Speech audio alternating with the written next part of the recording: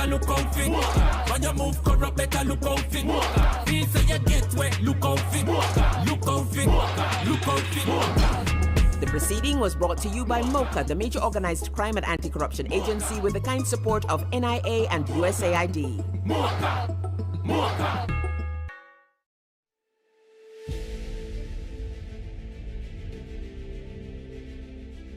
Are you an entrepreneur producing an excellent Jamaican product or service? Did you know you can earn hard currency and more significant returns by exporting? Contact the Ministry of Industry, Investment and Commerce to help propel your business along the export lane. Everything you can produce, the Jamaicans overseas want it. We're not going to get rich by just bringing down the debt. We're going to get rich by exporting a lot more. So grow exports, create job opportunities, drive economic growth through exports to make Jamaica a richer and much more prosperous country.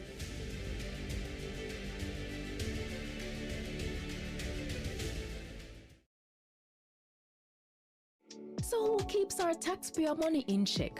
Well, the PAC and PAAC help watch over the country's budget. And one might sound like it just have an extra A, but they're way different. Here's how. The PAAC and PAC are two committees that watch the money. The Public Accounts Committee reviews government projects after them close. They do a post-audit check to see what problems arose with the costs and call officials to explain decisions that cause budget mismanagement. And then they recommend corrective action. So the problem will happen from when, not happen again. But what about the money we are spending right now? The PAAC. That's how Public Administration and Appropriations Committee pretty much means how your money will protect as it happen, we check. While projects go on, things are accurate. As government spend the nation's budget, PAAC reviews it. They examine proposals and summon officials to find problems before them don't use it. So the PAC and PAAC are two parliamentary committees that watch over the country's wallet to protect the budget and keep it in check. And you can get involved. Just visit jampja.org.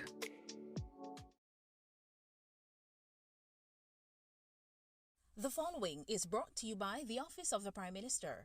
Jamaica is changing right before our very eyes. Across the island, billions are being invested into our road networks, from farm and community roads to major roads and highways. Dozens of communities across the length and breadth of Jamaica are receiving access to reliable potable water for the very first time. And thousands of Jamaicans have become homeowners thanks to the historic shifts in policies of the National Housing Trust, making it easier for Jamaicans to receive funding. Not to mention the record number of houses being built. Never dreamed you would own a home?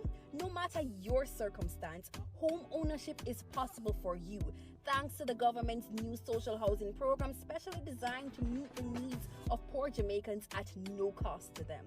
We are building Jamaica.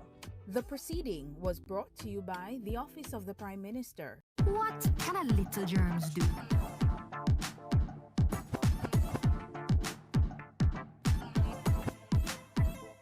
Pink eye running belly, even flu. Germs can make them happen to you.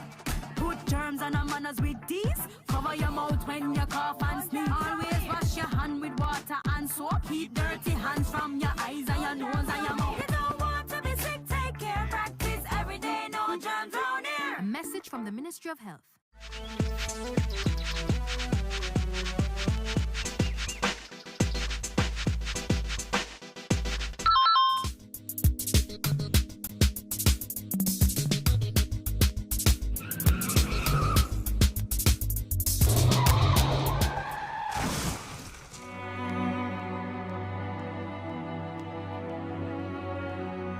Speeding kills. Obey the speed limit. A message from the Road Safety Unit in the Ministry of Transport and Mining. Zoom in on the nutrition facts. It there in the table on the side or the back. You fi check out the servings, just do the maths. Not taking too much, finger below the facts. Zoom in on the nutrition facts. It there in the table on the side or the back. Take note of the sodium, the sugars and the fats by percent. Unless you're on the right track. You fi zoom in on the nutrition facts. It there in the table on the side or the back. Vitamins, minerals and vitamin 2, 20% and more that good for you. You fi zoom in, check the nutrition facts. You fi zoom in, check the nutrition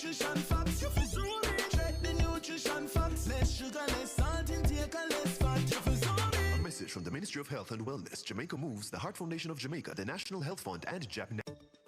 Each year, the Jamaican Parliament approves billions in tax dollars to buy goods and services for Jamaicans, awarding contracts to private companies to provide public goods. Sometimes, the messiest part of life is the schedule. When there's zero time, Ryobi brings home all the clean, from breakfast a la floor to pet hair, stains, and more. Anytime, anywhere. Contract splintering. Big projects need big money and higher level approvals. But if the contract is cut up into smaller ones, it won't need external approval from offices like the Public Procurement Commission or Cabinet. This makes it easier for contracts to avoid additional scrutiny. Timing of advertisements. Contracts advertised during distracting periods like the holidays can result in less competition and a really strong advantage for the favored company. Like Christmas time, work slows down and companies are less attentive to business opportunities. Emergency contracting. Claiming emergencies allows officials to legally bypass normal procurement rules, making it easier to award contracts to favored companies. Contract timing. Contracts awarded just before or after election can be payback for campaign support and not based on what Jamaicans really need. Collusion. And what if penalties are not enforced when work is poorly done? This could be a contractor and public official working together for private benefit. And if it is, this is collusion. These flags do not prove corruption, but they trigger questions that citizens must ask. So mind your business, Jamaica. Visit the JAMP Procurement Tracker to monitor government contracts. If you spot these flags, use our ATI tool to ask questions and demand accountability. Me, I go show them my way of justice. I'm abused. I need legal advice. I don't deserve this. The truth of the matter is, justice there for all of we. The Ministry of Justice has trained more than 5,600 persons in restorative justice practices. More than 200,000 victims have been supported by the victim services. Legal aid has reached thousands island-wide. Make we talk it out, not fight it out. Call 888 Justice today. Motorists, as Minister of Justice, I appeal to you, obey the road code, pay your ticket on time, and only go to court if the ticket is being contested. Close to 80% of matters coming to the parish courts are for traffic breaches. Let's work together to make our roads safe and ease the burden on our courts. Cook it up and make we steam it. Fresh so me need it, tilapia a real fish. Cook it up and make we roast it. Farm fresh so me need it, tilapia a real fish. Grow smart at the best part. Food for thought so me have to eat smart. Easy catch, fully net. A tilapia so you don't know what's next. Cook it up and make we fry it. Fresh so me need it, tilapia a real fish. Bring home the best in freshwater fish. High content of vitamin B3, protein and potassium. Tilapia, simple, healthy, delicious. Na na na na, we want a piece for Jamaica. Yeah, yeah. We have to be our brother's keeper. Yeah, yeah.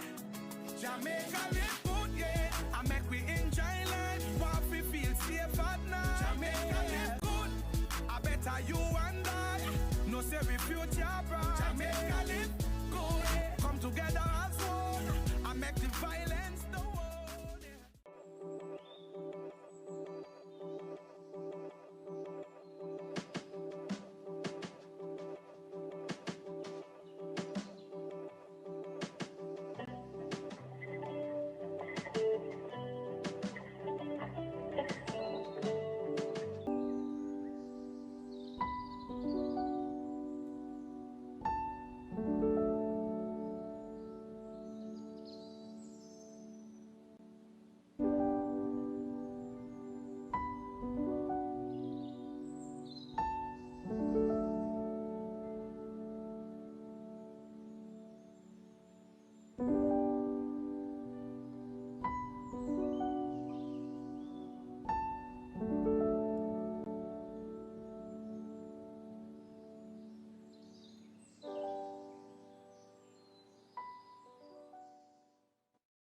Babes, why me I call you so much time and I nah get you? Sorry me lick you again yesterday. Yo, me know me mess up, but I can't wear them something there road and I expect me to react. I know me jealous and fool and easy to lose my temper, but call me back here. Still nah get tired. Hey, girl, think me have to call your phone? You know who you are deal with? You think I want to lick me again next time? Eh? It doesn't have to be this way. You can leave an abusive relationship. Just call 876-553-0372. We will help you.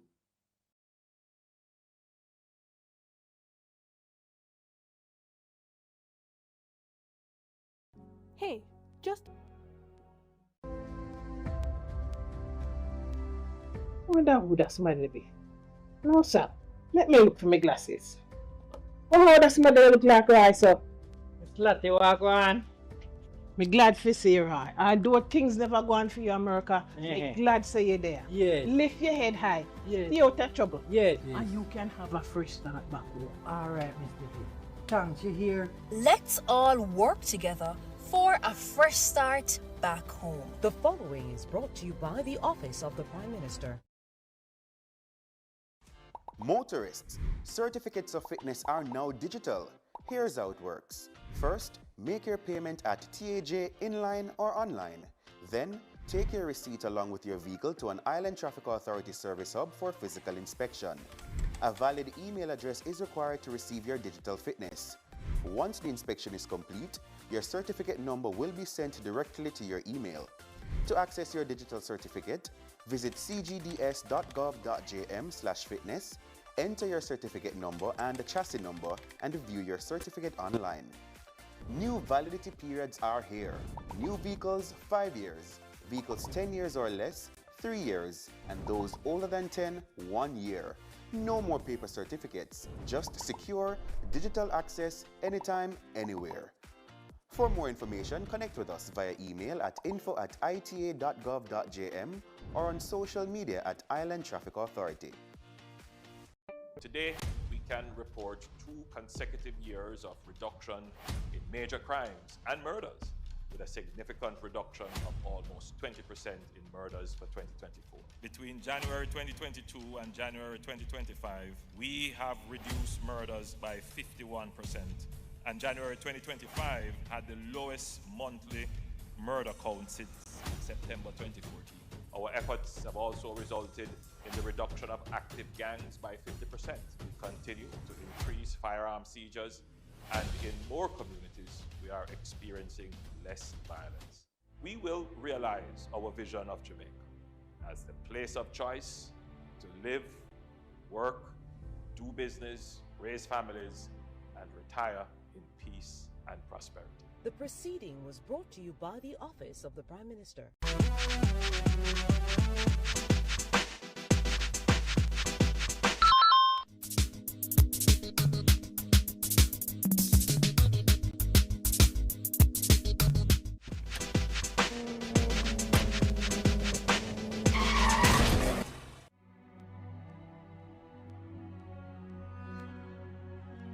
Give yourself a fighting chance.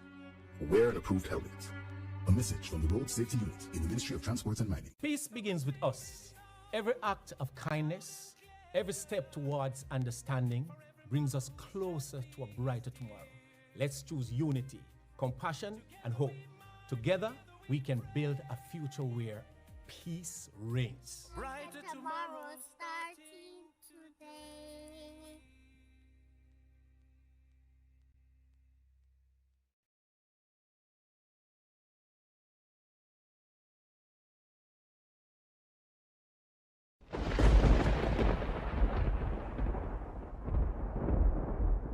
When the storm rages and the world feels shaken, remember our strength lies in unity.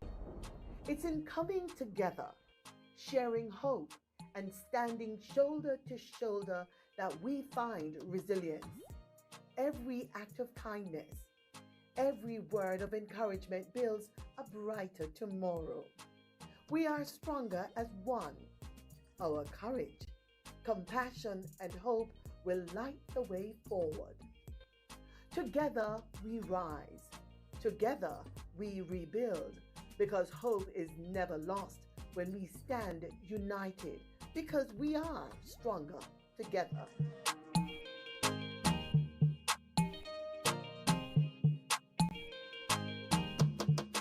Most Jamaicans will tell you corruption in politics is deep-rooted, and I just saw it said, and nothing can do about that.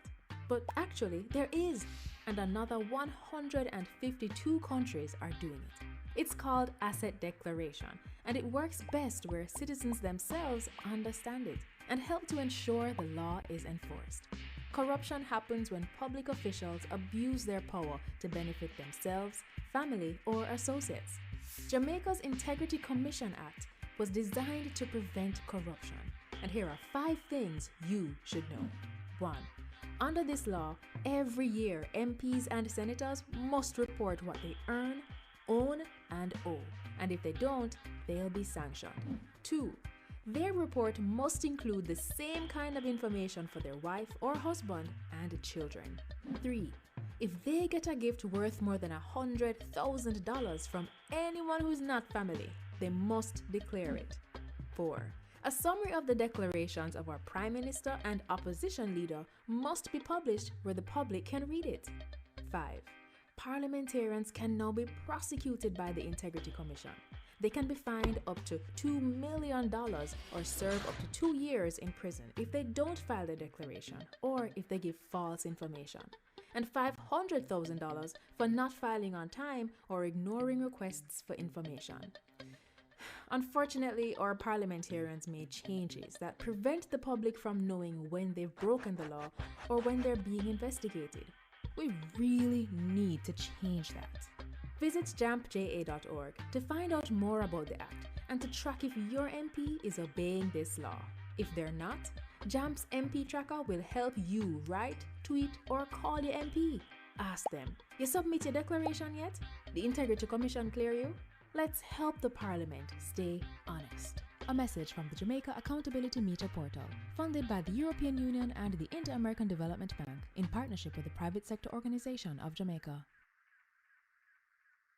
Hi everyone, here are 5 benefits of being a beneficiary of the Students' Loan Bureau. 1. Benefit from our 99% approval rate.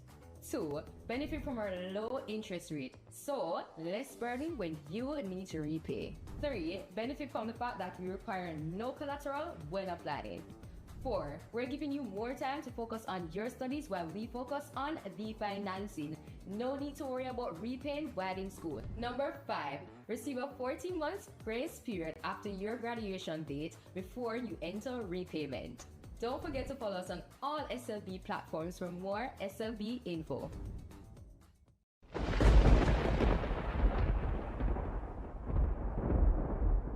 When the storm rages and the world feels shaken, remember our strength lies in unity. It's in coming together, sharing hope, and standing shoulder to shoulder that we find resilience. Every act of kindness, every word of encouragement builds a brighter tomorrow. We are stronger as one. Our courage, compassion, and hope will light the way forward. Together we rise. Together we rebuild, because hope is never lost when we stand united, because we are stronger together.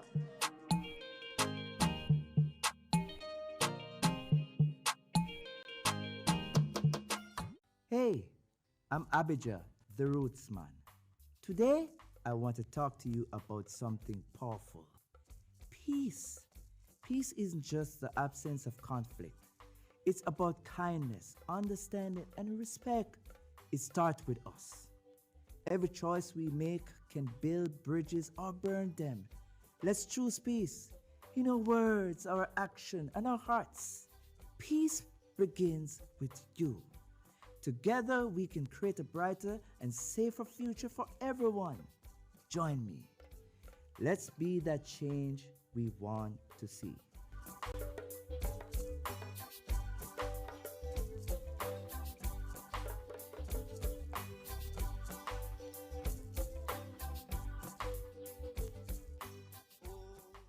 Peace is a choice we make every day. When we come together with love and understanding, we create a future free of violence and fear. Let's stand united, build bridges, and nurture hope for our children and our communities.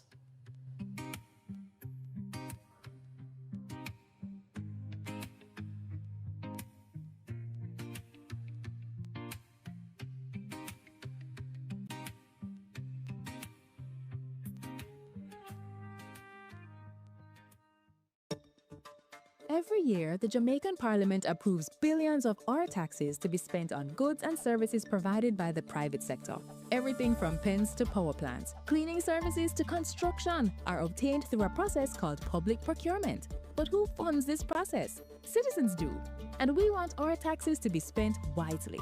When we talk about public procurement, there's a critical concept called value for money. We hear it in the Parliament all the time, but what does it really mean? Some think value for money means choosing the cheapest option, but it's more than that. For example, a community needs a new bridge, and the government receives bids from 3 companies. Company A offers to build it for $10 million in 18 months with a 50-year lifespan. Company B wants $12 million to finish in 12 months with a 75-year lifespan.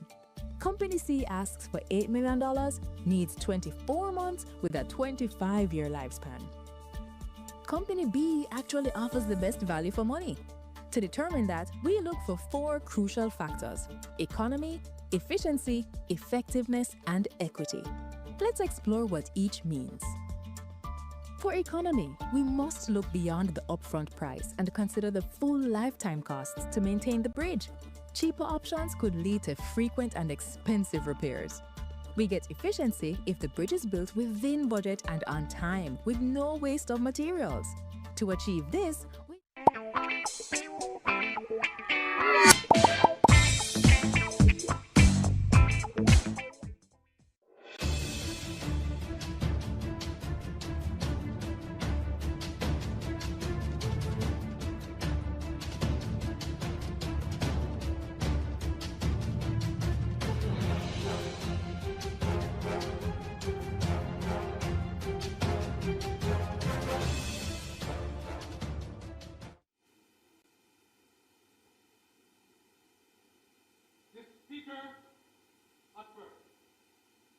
Almighty God, by whom alone kings reign and princes decree justice, and from whom alone cometh all counsel, wisdom, and understanding, we thine unworthy servants here gathered together in thy name, do most humbly beseech thee to send down thy heavenly wisdom from above, to direct and guide us in all our consultations.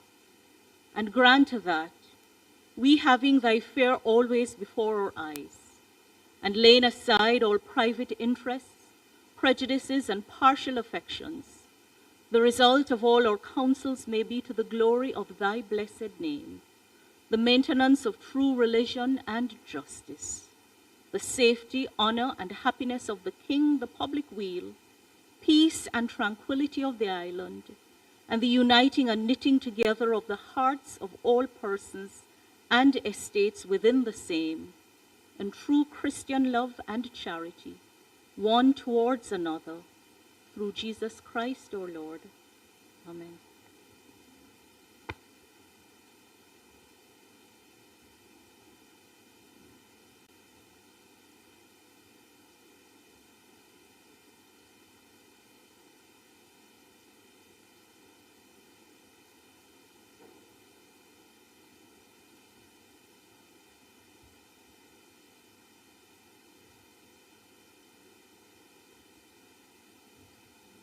May I be seated?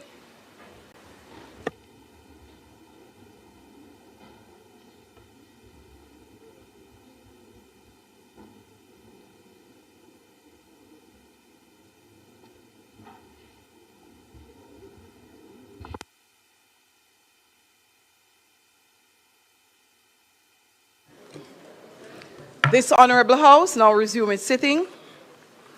I wish to sincerely welcome all members to the sitting of the Honourable House of Representatives for today, Tuesday, June 2nd, 2026.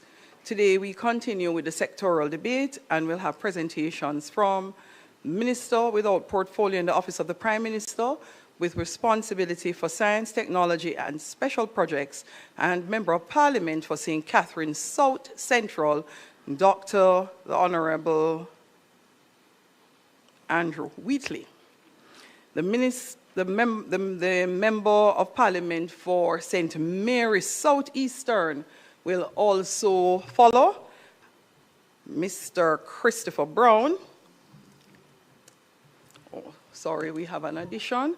The Member of Parliament for Westmoreland Eastern will follow, Dr. Dayton Campbell, and then the Member of Parliament for St. Mary Southeastern, Mr. Christopher Brown. I trust that the presenters today will uphold the generally high standard of presentations which have been made in this debate to date and encourage all members to conduct themselves in accordance with the established rules of this Honourable House. I wish to welcome the constituents from the constituencies of St. Catharines South Central, St. Mary, and South East Westmoreland. I see the St. Mary Southeastern and Westmoreland Eastern. And that is why our gallery looks so full today. These persons are all here to support their respective members of Parliament.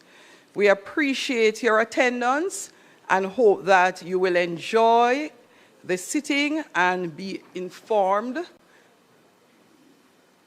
by being here.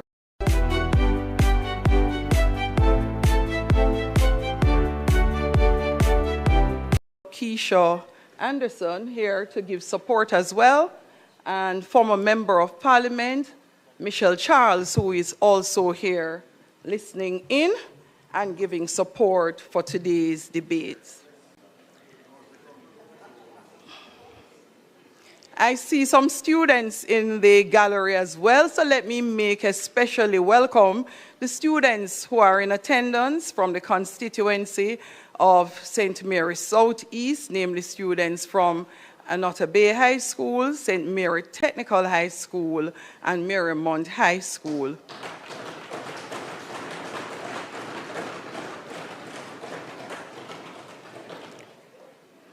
Let me also, and I'm using this to help both sides, the presenters. When you hear these long welcomes by the speaker, you know you're getting no extra time. I would like to welcome the son of the Member of Parliament from St. Mary South East, young William, who is in attendance with us here today. In addition to all the executive members and constituency councillors for all the representatives presenting today. As usual, these proceedings are being broadcasted live by PBCJ, and we welcome those joining us via all the various platforms as well as the various social media outlets. Thank you. Call of the roll.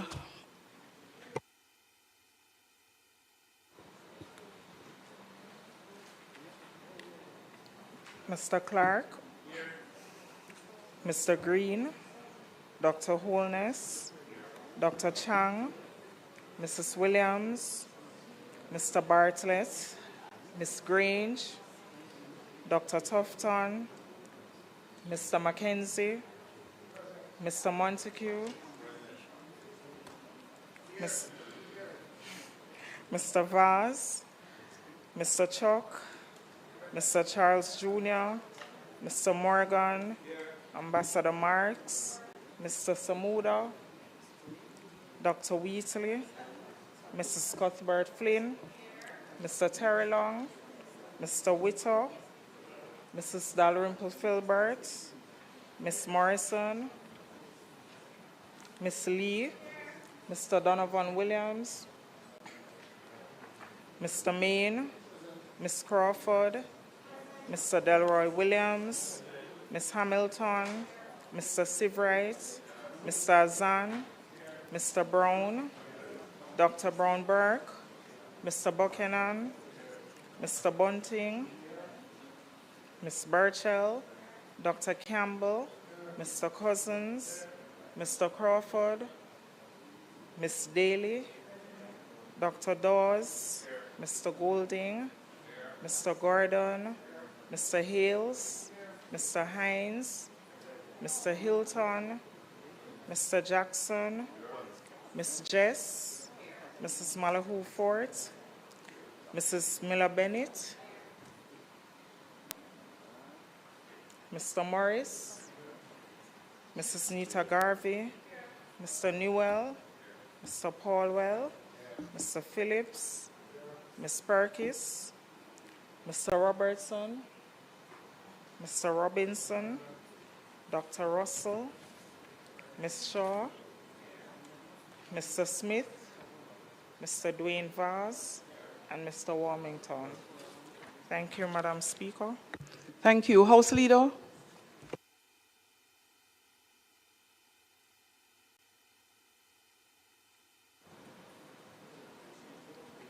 Thank you, Madam Speaker. I want to welcome those in the gallery, also to the members who will be presenting this afternoon. The Minister without portfolio in the Office of the Prime Minister, with responsibility for science, technology and special projects, and Member of Parliament for St. Catherine South Central, Dr. Honorable Andrew Wheatley, as well as the Member of Parliament for Westmoreland Eastern, Dr. Dayton Campbell, and the Member of Parliament for St. Mary South Eastern, Mr. Christopher Brown.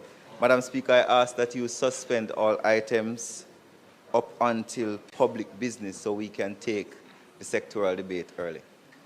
Members, as is customary in the sectoral debate, we ask that the items on the agenda be suspended to facilitate the presentations first. Those in favor?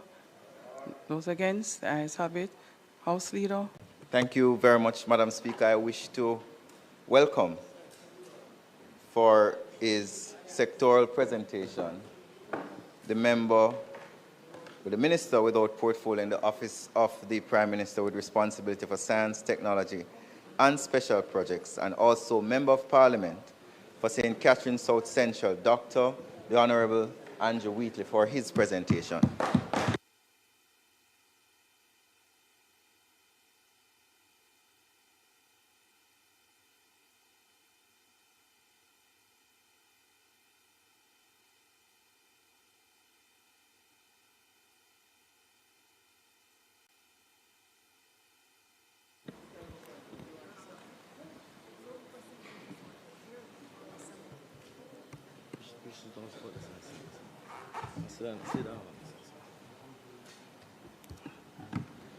Madam Speaker, permission to speak from a seat that is not my own. Permission granted, Minister. Thank you very much, Madam Speaker. I rise with gratitude and with purpose. I give thanks to God for this opportunity to once again stand before this honorable House. This time in a new season, with a new mandate, and with a conviction about what must be built for Jamaica's future.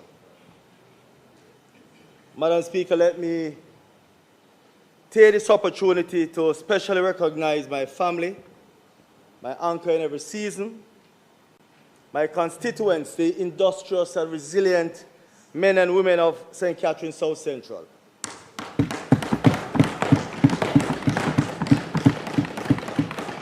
Madam Speaker, this is my 23rd year as an elected representative on broken stand. And I must extend to not only my constituents, but where I started in the Nagwe division as a councillor. You have my commitment, my gratitude, and my continued dedication. Our Prime Minister, Dr. the Most Honorable Andrew Michael Onest, my cabinet colleagues and all members of this honorable House. officers, delegates, and members of the Jamaica Labour Party. My councillors, Councillor Jennifer Hull, Councillor Mark McLean, and Councillor Sidney Roman. My constituency executive and constituency office staff. Other members of my personal and support staff and my advisors. And I want to make special mention that we have in attendance members of my pastoral council, the men who have guided the spiritual transformation of St. Catherine South Central through a very special initiative, Transformation Through Prayer.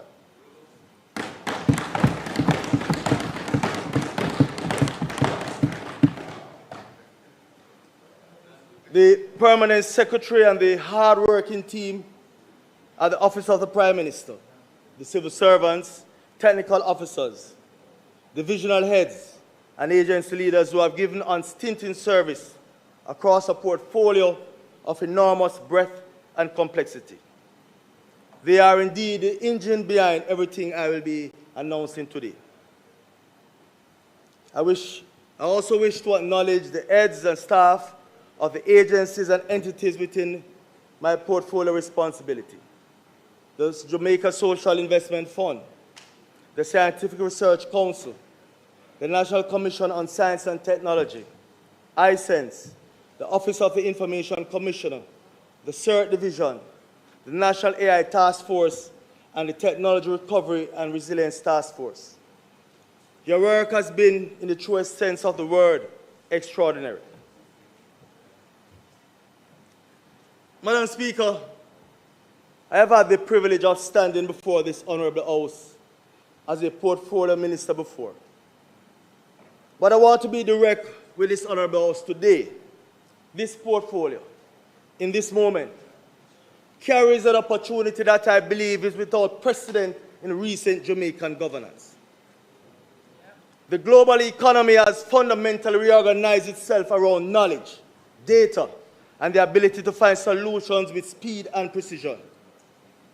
Countries, Madam Speaker, that build the infrastructure to solve problems and to convert their local challenges into exportable answers are pulling ahead. Countries that do not are falling behind, not slowly, Madam Speaker, but rapidly so. Jamaica has extraordinary talent, and the world has confirmed it. On Olympic podiums, in global music, in boardrooms and laboratories abroad, we are a nation of remarkable human capacity. But there's a serious gap, Madam Speaker, between who we are and what we invest in becoming. At 0.07% of GDP, Jamaica's investment in research and development is less than 1/10 of the international benchmark for developing countries. We have a food import bill exceeding some US $2 billion annually. Yet, we are a nation with some of the most fertile land and agricultural expertise in this hemisphere. We continue to experience the outward migration of scientists, engineers, and innovators. Not because there's no talent here in Jamaica, but because there has not been a system here to sustain them and deploy their capabilities. Madam Speaker, we are a cultural giant. However, we have been a research and innovator sleeper. Madam Speaker, this ends today.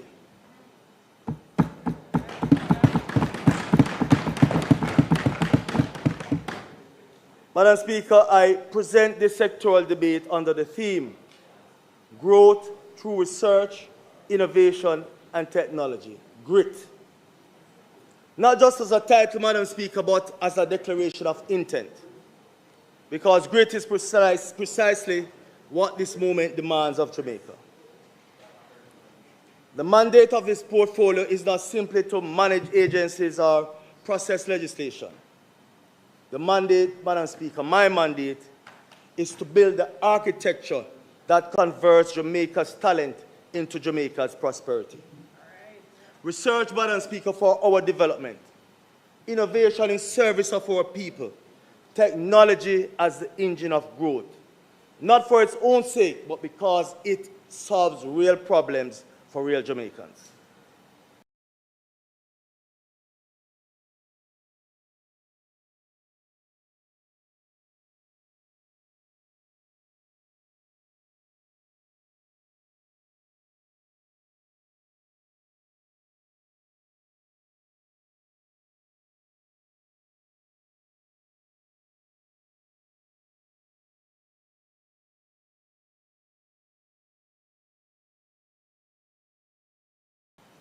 Madam Speaker, what I offer today is a vision.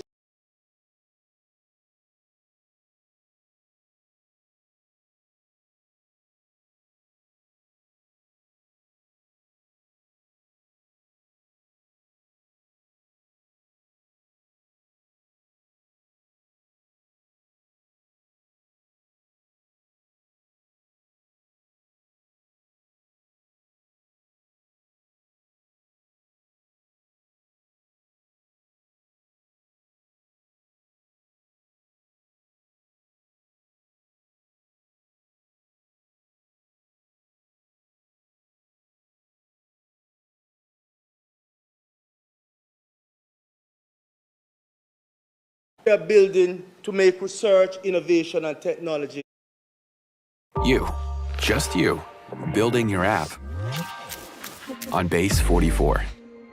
And to the Jamaican Strategy Plan 2026 to 2035 and its governing framework, the House of Innovation.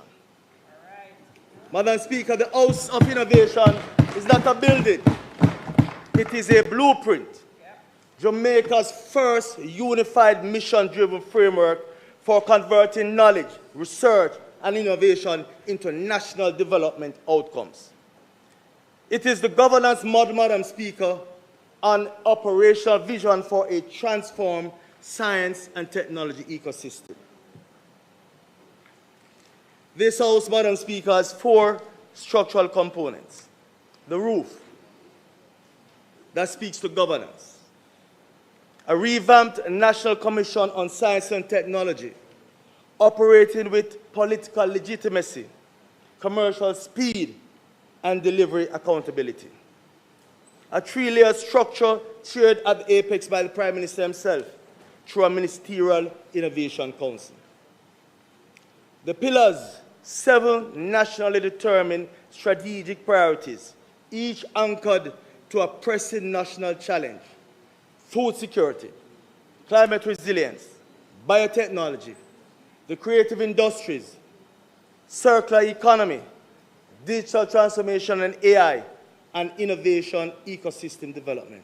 7 problems, Madam Speaker, 7 different mandates. The floor, financial stability. A blended finance architecture, Madam Speaker, targeting US $350 million over 10 years, secured through multilateral partnerships, private sector co-investment, and Government of Jamaica's commitment designed, Madam Speaker, to raise Jamaica's research and development investment from 0.07% to 1.5% of GDP by 2030. The foundation, Madam Speaker, our human capital pipeline.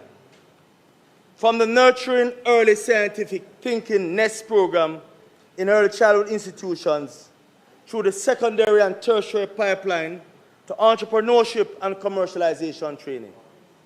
Madam Speaker, every Jamaican child deserves to grow up thinking like a problem solver. Yes.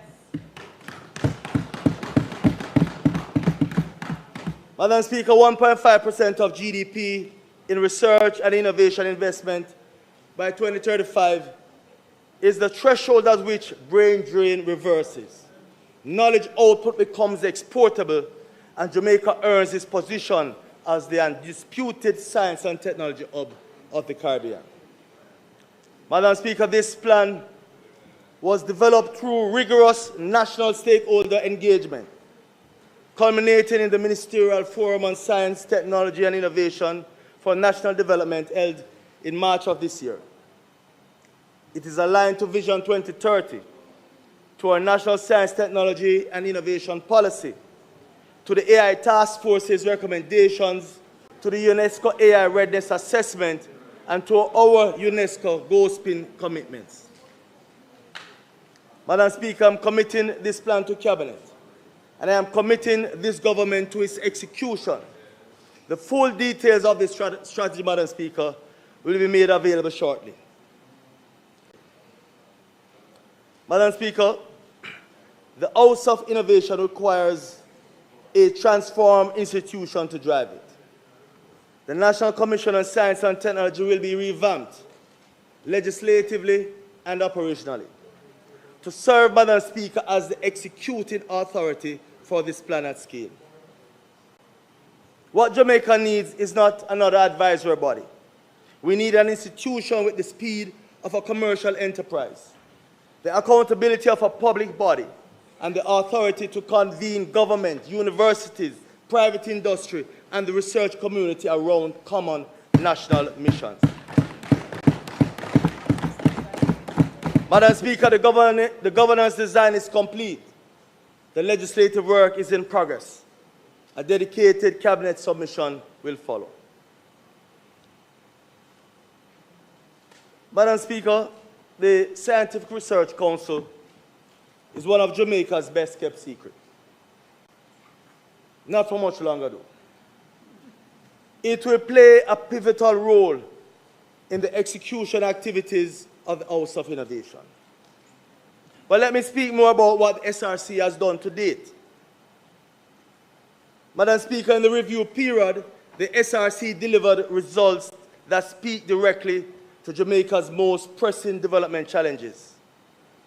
In agriculture and food security, the SRC produced some 30,000 tissue culture plants, yam plantlets, pineapple, and Irish potato to strengthen domestic food production. They have propagated some 2,000 mangosteen plants in partnership with the Ministry of Agriculture and advanced mutation breeding research for disease-resistant coffee, improved ginger lines, and faster maturing sweet potatoes. Madam Speaker, in communities, 52 residents in Watermouth, St. Catherine, were trained in pineapple farming and juice processing. And 37 hot pepper farmers received training in jerk seasoning production to reduce wastage and increase income.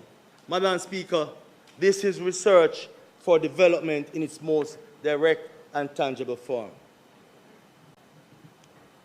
The SRC's Analytical Services Department, the backbone of Jamaica's public health and trade infrastructure, completed over 11,000 laboratory analyses between April and December. Botox Cosmetic is the brand I trust and recommend for not only myself, but my patients. When I booked a Botox Cosmetic consultation, it was important to... Laboratory modernization was completed in the last financial year, with 3 new high-precision instruments deployed, a discrete analyzer for water quality surveillance, an ICP-OAS for heavy metal and environmental monitoring, and an FT-NIR spectrometer for food authenticity and adulteration detection. Jamaica's laboratory results remain, Madam Speaker, ISO IEC 17025 compliant, internationally recognized and trusted by our trading partners. On the innovation and enterprise side, the SRC developed 24 new food products and 2 personal care formulations, produced 115 nutrition facts panels, strengthening consumer protection, Madam Speaker, and trained 87 entrepreneurs in science-based development. The food pilot plant achieved a 12.5% increase in production output and a 283% increase in drying and milling volumes, directly supporting, Madam Speaker, 68 MSMEs. In science education, 584 CSEC students from 100 schools received SRC workshops. 120 teachers were trained in science process skills. and science clubs are now active in over 100 schools with a focus on rural communities.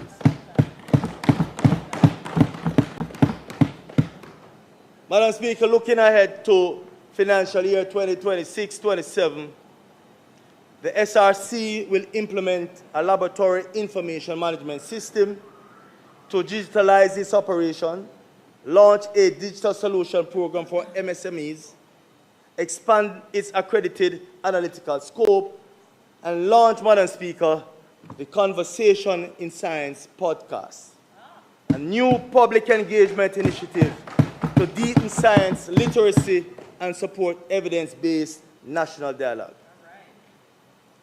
Madam Speaker, I want to signal one important commitment. The SRC Act, which was enacted in 1960, before Jamaica's modern governance frameworks, before our ST&I policy, before biotechnology, before digital transformation and climate resilience became operational realities for a national research institution. Madam Speaker, Jamaica cannot build a 21st century innovation economy on a 1960 legislative framework. And so, Madam Speaker, a comprehensive review of the SRC Act will be undertaken to modernize and urbanize it with current governance, accountability, and scientific mandates. Ensure, Madam Speaker, that the SRC has the legal foundation to fully execute its expanded role in the House of Innovation. Madam Speaker, I now want to talk about a little-known initiative called NEST, Nurturing Early Scientific Thinking. It is Jamaica's structured approach to embedding the foundations of inquiry, problem-solving, and evidence-based thinking into the earliest years of a child. It works by building the capacity of educators in early childhood institutions to deliver play-based science experiences, supported by STEM activity book and hands-on STEM kits designed specifically for the early childhood context. Madam Speaker, I want to show the House one of the science kit, Curious Minds. It's an activity kit that is geared towards stimulating the minds of our young children, especially those at the early childhood stage. And I just want to give us a little glimpse. Boy, it's all over the place. But Madam Speaker, you can see the content geared towards stimulating the minds of our young people to start to think outside of the box.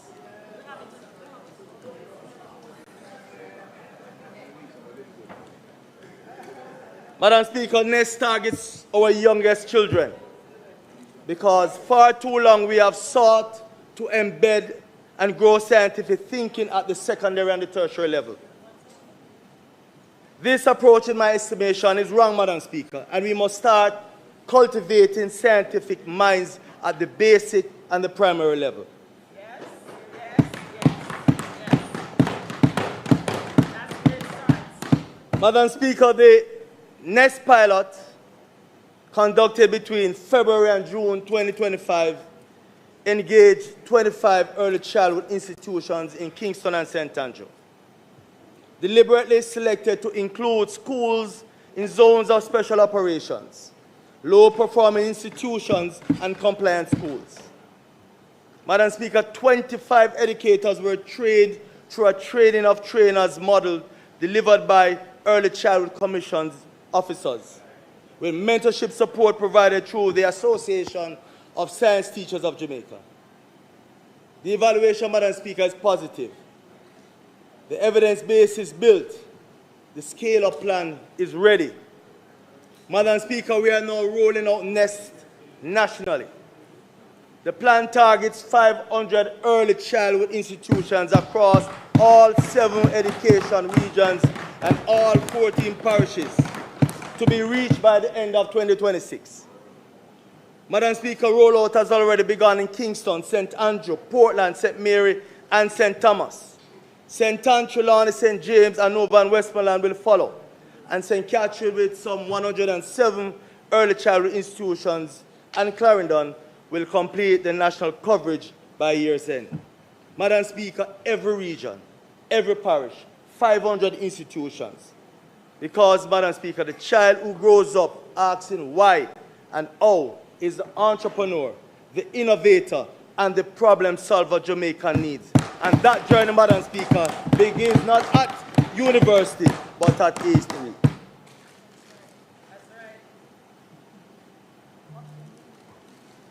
Madam Speaker, the vision I have just described does not stand alone. It stands on the shoulders of partnership that have been built deliberately and carefully over time. Madam Speaker, I want to take a moment to recognize two institutions whose continued commitment has been instrumental in shaping the science and innovation agenda now before this House.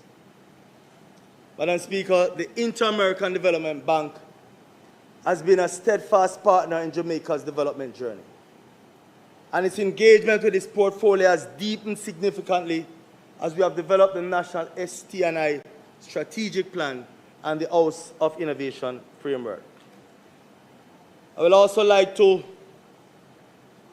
mention the Development Bank of Jamaica, who has equally been a consistent champion of the innovation ecosystem, providing financing pathways for entrepreneurs, MSMEs, and startups that translate research into commercial reality. Madam Speaker, I'm pleased to note that representatives of the Inter-American Development Bank are present in this honorable House today. We have Carissa Ribeiro, IDB Country COO, and Ms. Nayata Tate, Sector Specialist in Technology and Innovation, with us this afternoon, Madam Speaker. Their presence, Madam Speaker, is a signal of confidence. Confidence in the seriousness of Jamaica's commitment to this agenda. And confidence, Madam Speaker, in the partnership that will help us execute it. On behalf of this government, I extend our sincere appreciation for their continued investment in Jamaica's future. We look forward to deepening that collaboration in the years ahead. Madam Speaker, I now move to a relatively new and sometimes contentious area of discussion, and that is nuclear energy. Madam Speaker, Jamaica's energy future demands that we think beyond the conventional. Hurricane Melissa did not simply damage our electricity infrastructure. It exposed, Madam Speaker, the structural vulnerability of an energy system overwhelmingly dependent on imported fossil fuels. Madam Speaker, every disruption costs us, every price spike costs us, every hurricane season costs us. The path, Madam Speaker, to genuine energy sovereignty runs through diversification.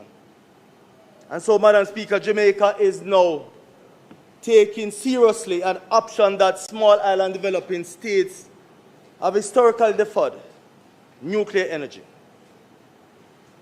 Madam Speaker, let me be clear about where we stand. Jamaica is not building a nuclear power plant at this time. What Jamaica is doing is something equally important.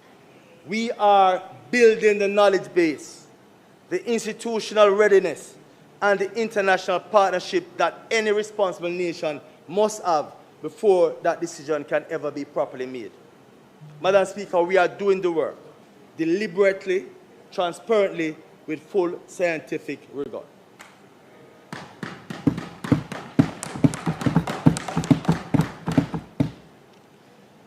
Madam Speaker, in October 2024, the government of Jamaica executed a memorandum of understanding with two of Canada's premier federal nuclear institutions, Canadian Nuclear Laboratories and Atomic Energy of Canada Limited.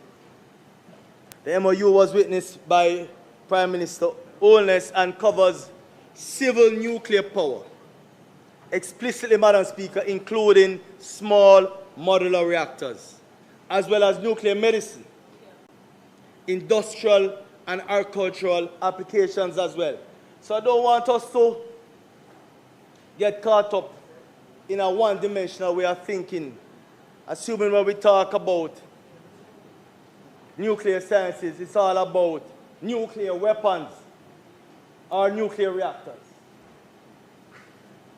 Medicine, agriculture also are part of the nuclear discussion. Madam Speaker, Canadian Nuclear Laboratories operates the Chalk River facility, one of the world's most advanced nuclear research centers. And both institutions are actively engaged in Canada's own domestic SMR program. Jamaica now, Madam Speaker, as a formal nuclear partner at the highest level of international nuclear capability. Madam Speaker, the International Center for Environmental and Nuclear Sciences, ICENS, is Jamaica's existing platform for this work. Through the Slowpoke Research Reactor at UWI, ICENS maintains an active IAEA reporting function, provides environmental monitoring and radiation protection services, and has for decades been Jamaica's bridge to the international nuclear community. The Nuclear Energy Working Committee, Madam Speaker, has been reconstituted under this portfolio with a clear mandate to progress the structured assessment of nuclear energy's viability for Jamaica and to advance, Madam Speaker, the foundational actions that the program requires. The question is, what are those foundational actions? Madam Speaker, they are not capital intensive. They are institutional, legislative, and diplomatic. They include, Madam Speaker, the development of a public consultation and sensitization program. Because, Madam Speaker, no responsible government announces a nuclear energy intention without first engaging its people honestly. The initiation, Madam Speaker, of negotiations for a nuclear cooperation agreement with Canada, which is required, Madam Speaker, to unlock the full technology transfer scope of the MOU. And of course, Madam Speaker, formal notification to the IAEA of Jamaica's intent to examine small reactor installation, which of course, Madam Speaker, will unlock the IAEA's assistance at no direct cost to Jamaica. And finally, Madam Speaker, the drafting of a Jamaican nuclear regulatory framework. Because before any commercialization decision is made, Madam Speaker, Jamaica must have the independent regulatory architecture to oversee. Madam Speaker, all 5 programs documents underpin Jamaica's nuclear assessment, converging on small modular reactors as the appropriate technology for a grid of Jamaica scale, and on a build, own, operate, transfer model with a power purchase agreement as a commercial structure. Keeping capital costs off the government's balance sheet while securing clean, reliable baseload power, Madam Speaker. Madam Speaker, this is not a fantasy. This is the energy pathway that serious small nations are pursuing.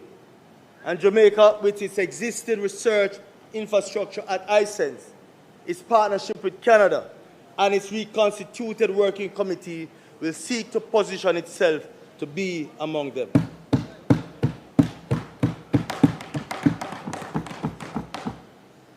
Madam Speaker, I turn now to how Jamaica will hone, protect, and secure its data. Because in the digital age, Madam Speaker, data sovereignty is not optional. Madam Speaker, data is the infrastructure of the 21st century. Just as we would not tolerate a foreign power owning our roads or our water supply, we cannot be passive consumers of our own national data. Data sovereignty, Madam Speaker, is Jamaica's right to control, govern, and benefit from the data generated within our borders, It is not a technical concept. It is a national security and a national development imperative. Madam Speaker, the Data Protection Act passed in 2020 was one of the most important pieces of legislation this government has placed on the books. It established a framework for how personal data in Jamaica is collected, used, and protected. It created, Madam Speaker, the Office of the Information Commissioner as our national data protection regulator. It is a law that we should all be proud of. But, Madam Speaker, I'm going to be direct with this House. 5 years after the Data Protection Act was passed, the enforcement provisions have still not been fully activated. The very provisions, Madam Speaker, designed to hold data controllers accountable and protect every Jamaican whose personal information is collected and processed. We have the law, Madam Speaker, but what we have not yet done is fully enforced it. And there's a structural reason for this, Madam Speaker.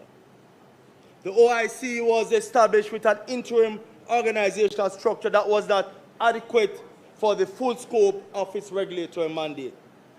Functional areas unprovided for, staffing below the required level, and key officers without the specialized technical training that compliance oversight demands.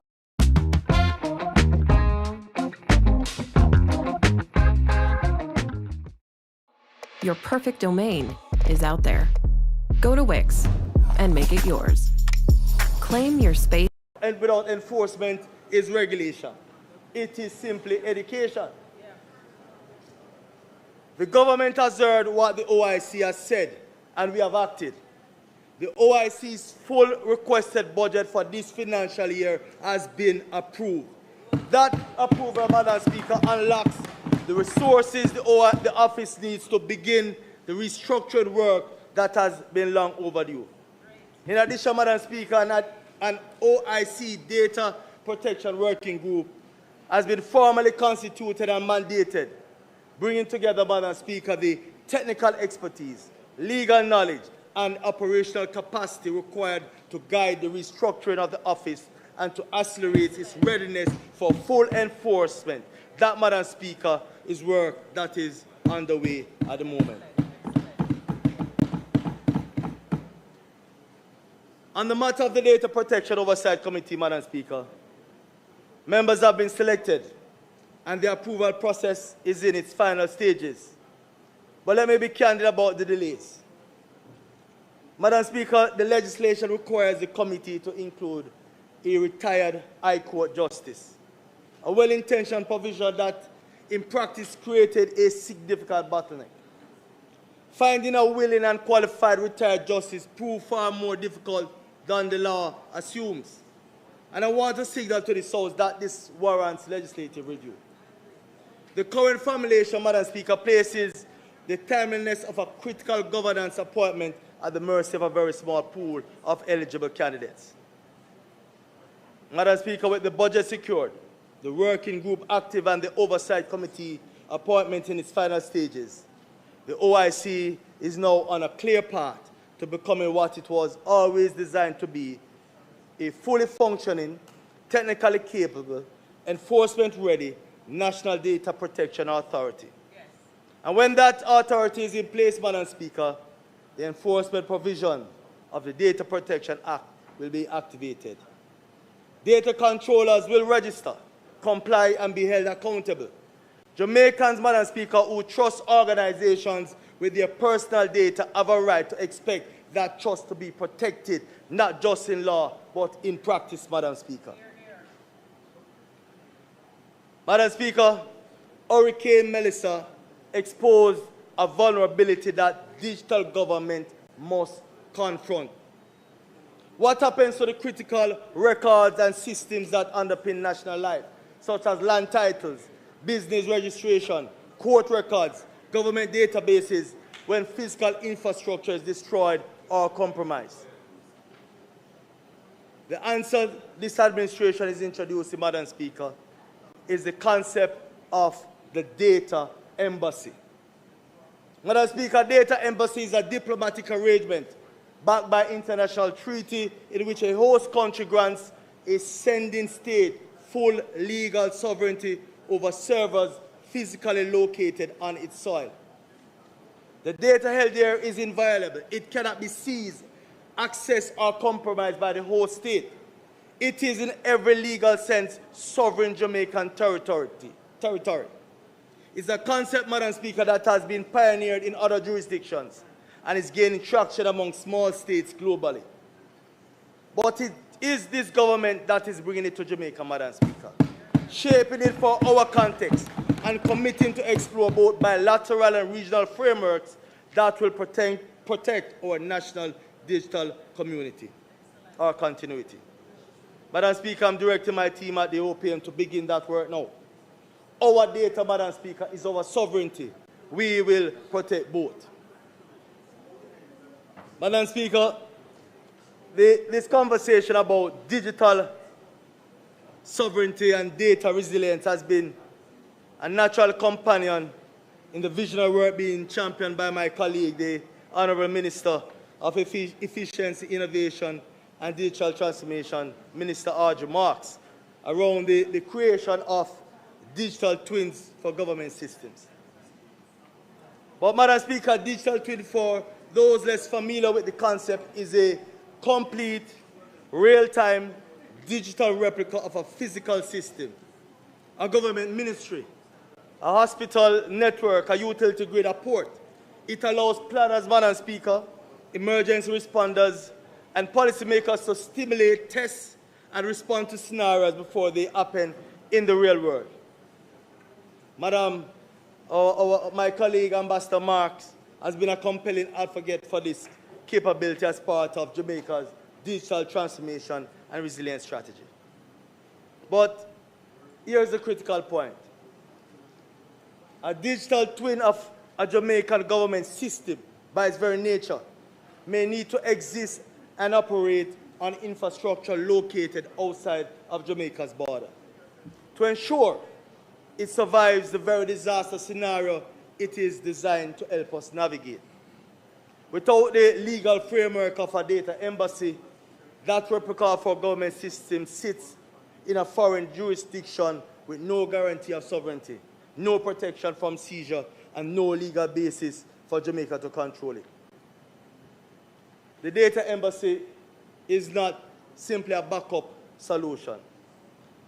For the realization of digital twins at a national scale, the data embassy is the legal and sovereign foundation without which the entire architecture is exposed. Madam Speaker, I now address Jamaica's national security in cyberspace. Our laws, our posture, our strategy, and the governance body that brings it all together. And so, Madam Speaker, I want to be very precise about what this section covers.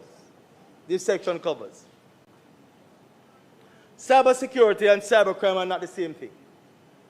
Cybersecurity is about protecting systems, networks, and data, governance, the standards, resilience, and incident response. While cybercrime, Madam Speaker, is about criminal acts conducted in or through digital spaces, the laws, the investigations, and the prosecutions that address them. Both are important. Both are in this portfolio. However, they are separate, and I'm going to address them separately. Madam Speaker, I'm proud to report to this Honourable House that the Cybercrimes Amendment Act 2026 was passed in both the House of Representatives and the Senate. This is a landmark achievement for Jamaica's digital governance, and it represents the culmination of extensive legislative work, stakeholder consultation, and cross-party parliamentary process. Madam Speaker, the original Cybercrimes Act of 2015 was landmark legislation for its time. But in the 11 years since its enactment, the digital environment has shifted fundamentally. Artificial intelligence has created new vectors for fraud and manipulation. Deepfakes and AI-generated imagery have enabled forms of harm that the 2015 law could not have anticipated. Non-consensual intimate image sharing has become a serious and growing crime affecting real Jamaicans, overwhelmingly our women and our girls.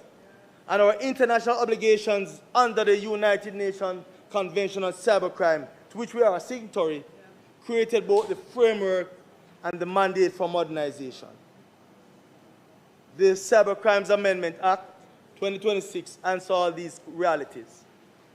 It modernizes definitions, introduces new offenses, strengthens investigative powers, and fully aligns Jamaica's legislative framework with our international commitments.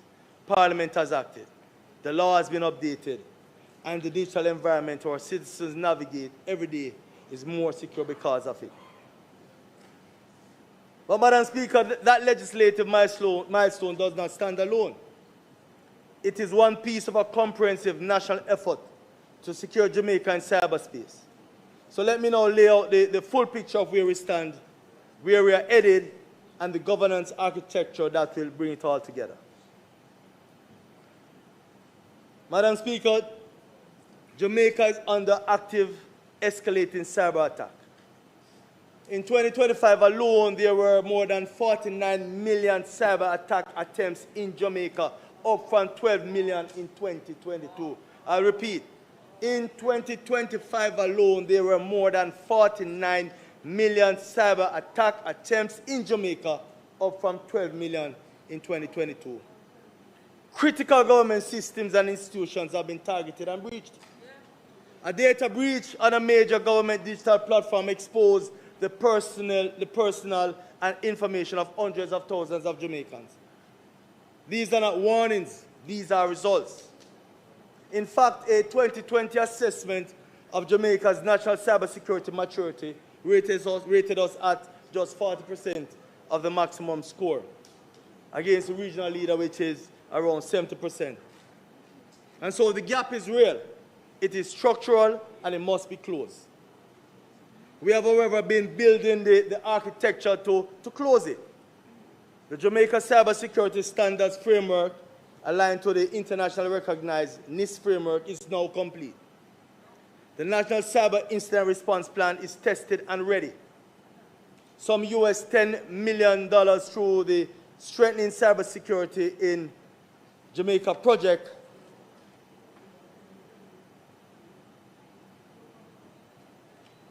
backed by the IDB and USAID is approved and ready to deploy through 2029. The challenge has not been strategic, Madam Speaker. It has been the governance mechanism to drive execution. And that is precisely what I'm about to address. Madam Speaker, Jamaica's National Cybersecurity Strategy 2021 to 2025 expires this year. It is the second iteration of a national strategy that began in 2015, and it has served Jamaica well. It gives us 5 strategic goals: protect, deter, build, partner, govern, that have guided our national cybersecurity architecture through a period of significant growth and equally significant threat. It gave us the frameworks, the standards, and the incident playbook. The progress it enabled is real. But, Madam Speaker, strategy must evolve. The threat landscape of 2025 is not the landscape of 2021.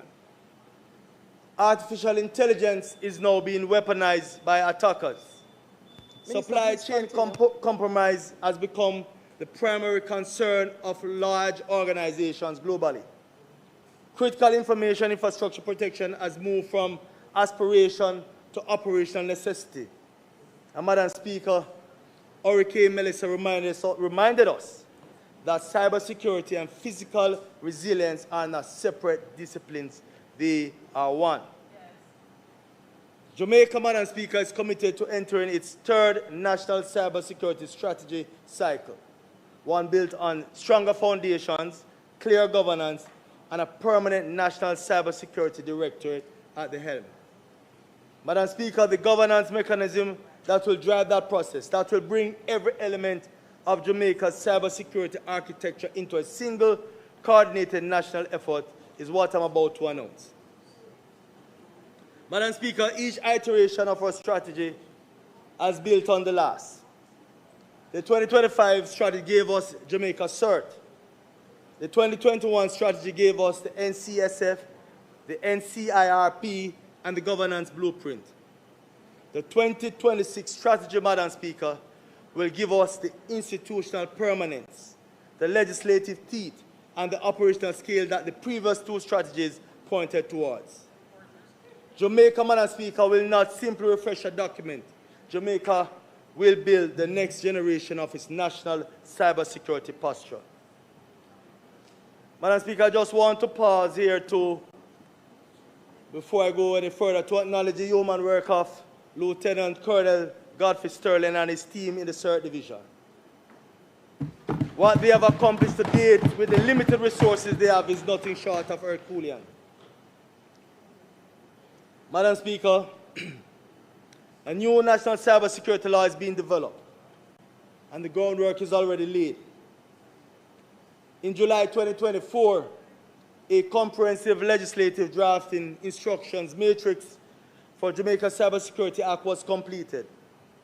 One of 6 documents produced to strengthen Jamaica's national cybersecurity ecosystem in preparation for the IDB and the USAID investment program. That matrix provides a near-complete blueprint for what this law will contain and how it should be structured. The legislative pathway is clearly defined and the timeline is set. A cybersecurity policy and legislative gap assessment will be completed within the first 4 months of a new national governance framework. Drafted instructions will be finalized by month 6. Cabinet submissions on the full legislative package are targeted for months 9 to 12. The question is, what will this law do? It will establish the National Cybersecurity Directorate in statute, giving Jamaica's permanent cybersecurity authority a legal foundation that no future change in administration can quietly dismantle. It will create a formal framework for designating and protecting critical information infrastructure. The system whose failure would cause serious harm to national life, such as in sectors as energy, banking, telecommunication, health, and government. It will mandate minimum cybersecurity standards across regulated sectors with the authority to enforce compliance. It will, Madam Speaker, create clear obligations for incident reporting, responsible disclosure of vulnerabilities, and the regulation of cybersecurity service providers operating in Jamaica. Madam Speaker, Singapore has its Cybersecurity Act. Malaysia passed its Cybersecurity Bill in 2024. The European Union has its Network and Information Security Directive. Jamaica's Cybersecurity Act is the legislation that places us in that company and establishes us as the Caribbean's legislative standard bearer in this domain. Madam Speaker, I've just laid before this House Jamaica's cybersecurity posture, our strategic direction, and our legislative pipeline. A strategy, a standards framework, an incident response plan, legislation in development, and expiring national strategy being renewed, US $10 million in external investment ready to deploy. Each of these is a powerful instrument, Madam Speaker. But instrument without a conductor produces noise, not music. What Jamaica has needed and what Jamaica now has is the governance mechanism that takes every one of these elements and converts them into a single, coordinated, accountable national effort. And that, Madam Speaker, is what the National Cybersecurity Coordination Assurance Council is designed to produce. So today, Madam Speaker, I am announcing that I intend to take to Cabinet a proposal that will establish the National Cybersecurity Coordination Assurance Council as a central coordination and delivery authority for Jamaica's national security posture. The Council, Madam Speaker, is a 24-month mandate housed within the Office of the Prime Minister, reporting directly through me to the Prime Minister. It is not a new bureaucracy. It is the engine of coherence. Its specific mandate is to take every cybersecurity asset. If your pet goes from drooly to droolier, know where to go. Veg, the better, kinder ER for pets.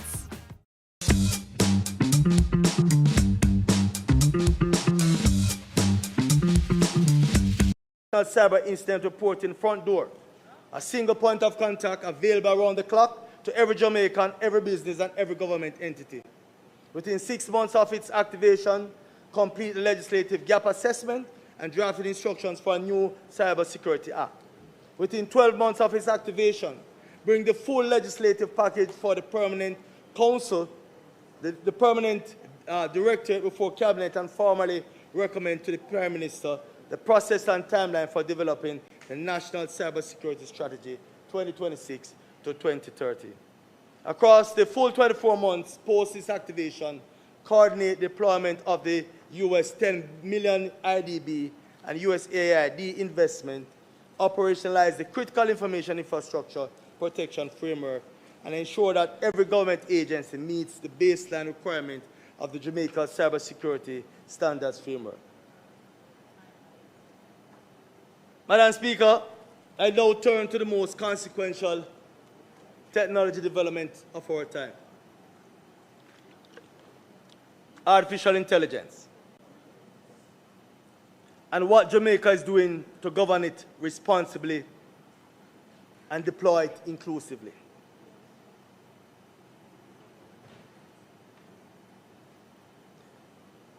Madam Speaker, artificial intelligence is not a future technology. It is the present reality. It is being used, Madam Speaker, right now to transform healthcare, agriculture, financial services, education, and public administration in countries that are moving with deliberation and speed. The countries, Madam Speaker, that govern AI well will harvest its benefits. The countries that do not will bear its consequences, and we cannot allow ourselves to fall into that space, Madam Speaker. Madam Speaker, Jamaica's regional standing on AI governance deserves to be restated. 3 members of our national task force sits on the newly established Caribbean AI Task Force convened by the Caribbean Telecommunications Union. Our chairman, Christopher Record, serves as its deputy chairman. Jamaica, Madam Speaker, is not following the Caribbean on this. Jamaica is helping to set the direction. That is a source of national pride, and it's a responsibility we intend to honor. Madam Speaker, I want to make explicit the connection between AI governance and the data protection framework we discussed earlier. The Data Protection Act of 2020 was not designed with artificial intelligence in mind. Algorithmic processing of personal data, automated decision-making, AI-driven profiling, none of these realities were contemplated when the Act was first drafted. As Jamaica moves, Madam Speaker, to deploy AI in public services, healthcare, agriculture, and financial inclusion, this gap becomes a risk to citizens' rights. The AI legislative framework that the National AI Task Force is now developing will specifically address AI readiness in our data protection regime, ensuring, Madam Speaker, that the principles of transparency, accountability, and consent that underpin the DPA are extended into the era of intelligence systems. Data protection, Madam Speaker, and AI governance are not separate conversations. They are the same conversations at different speed. Madam Speaker, Jamaica does not approach AI policy from a standing start. The National AI Task Force produced a comprehensive set of national AI policy recommendations in March of last year and completed a UNESCO AI readiness assessment the same year, giving us, Madam Speaker, an internationally benchmarked, evidence-based picture of exactly where we stand. The reconstituted task force has a clear mandate, a national AI draft policy within 6 to 9 months, and that is by November of this year, and it will cover 8 domains, from innovation and economic growth through the ethics, legal frameworks, and government-industry collaboration developed through genuine consultation. We will meet that target, Madam Speaker.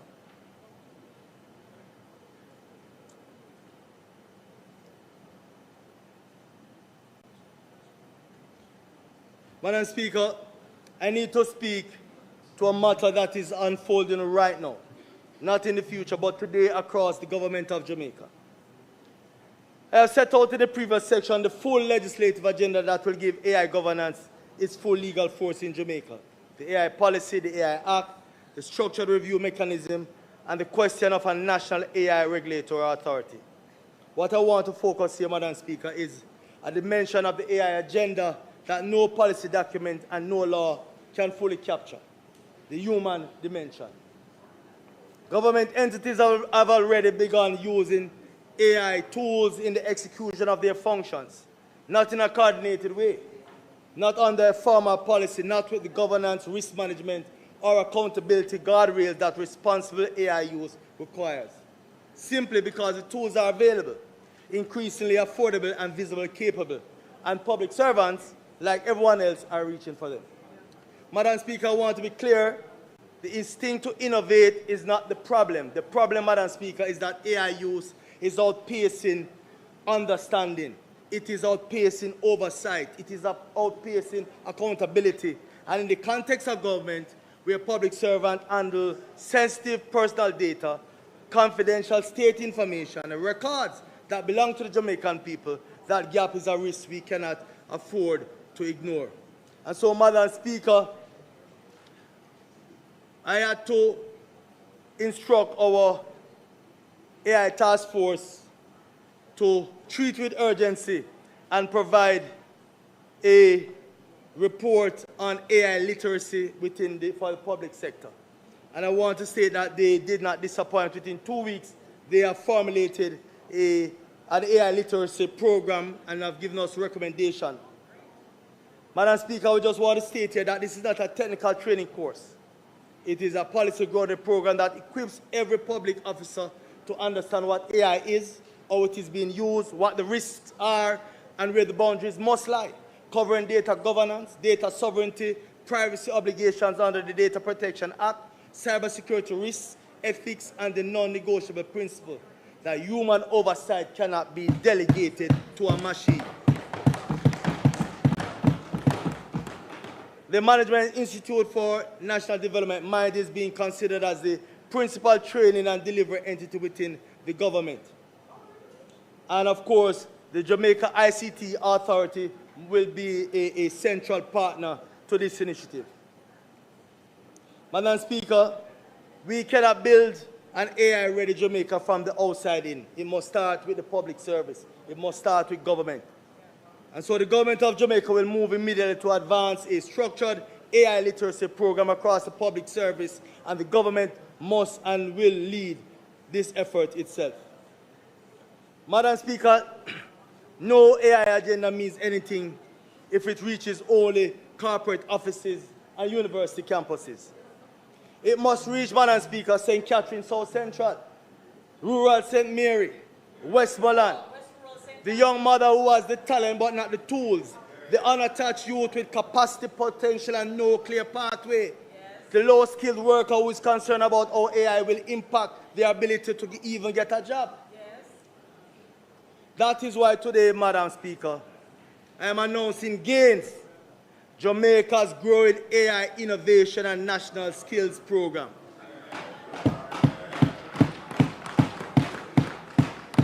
Madam Speaker, GAINS is not a training program in the conventional sense.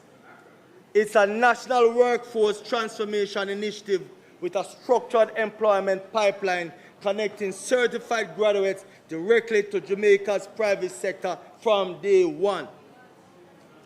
Here's how it will work, Madam Speaker.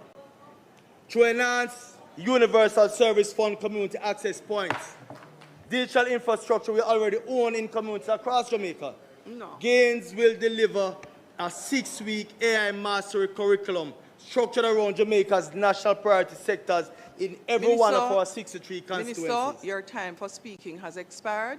Please wrap up. Well, Madam Speaker, in wrapping up,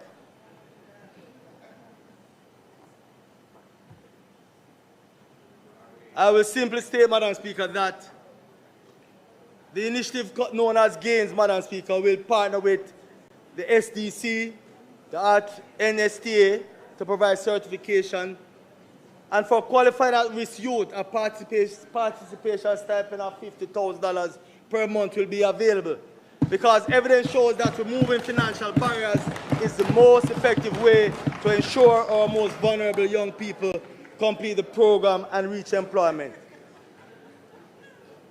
Madam Speaker, it is intended that a minimum of 1,260 NSTA certified graduates per national cohort will benefit from this initiative. Madam Speaker, we have done so much. But I want to use the opportunity, Madam Speaker, to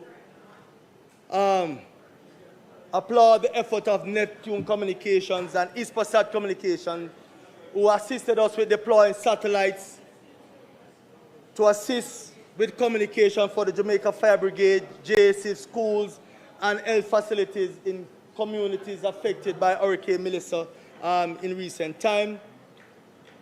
And Madam Speaker, I'm wrapping up. Madam Speaker, JSF, Madam Speaker, is one such entity of government that has transformed itself, Madam Speaker, from being an infrastructure development support initiative. Madam Speaker, I beg you some protection so I can wrap up. Madam Speaker, I want us to appreciate the work of JSF, Madam Speaker. JSF has contributed significantly to the rollout of a number of social programs, and they will be partnering with us in the GAINS program. GAINS will be monitored or be facilitated through the work of JSF. Madam Speaker, I also want to mention Chase. The Chase Fund has contributed or spent some $1.232 billion for the last financial year, assisting in providing support to public hospitals, assisting patients with treatments. But Madam Speaker, I want to close my presentation with a declaration. It's a very large year. Jamaica, Madam Speaker, has always done more with less. We have competed at the highest levels in athletics, in music, in diplomacy, in business. With a fraction of the resources available to other nations, we outperform. That is not luck, Madam Speaker. That is the product of a people with extraordinary intelligence, extraordinary resilience, and an extraordinary will. What we have not done fully, consistently, systematically is invest in the infrastructure that converts that intelligence into sustained national prosperity. The infrastructure of knowledge, innovation, and digital resilience. This is what this portfolio is about, Madam Speaker. And this is the parliamentary cycle in which we move deliberately, urgently, and with conviction from policy to construction. Madam Speaker, I stand here today, Madam Speaker. Minister Wheatley. I'm wrapping up. Madam Speaker, I stand here today in a new chapter with a broader mandate, making the same commitment. And to the Jamaican people watching and listening, we are not in the business of grand declarations. We are in the business of results. The world is not waiting for Jamaica, Madam Speaker, but Jamaica, this portfolio, this moment is not waiting either. Grow through research, innovation, and technology. That is the commitment of this portfolio, Madam Speaker. That is the promise of this government. That is the grit of this Jamaica. Madam Speaker, I thank you.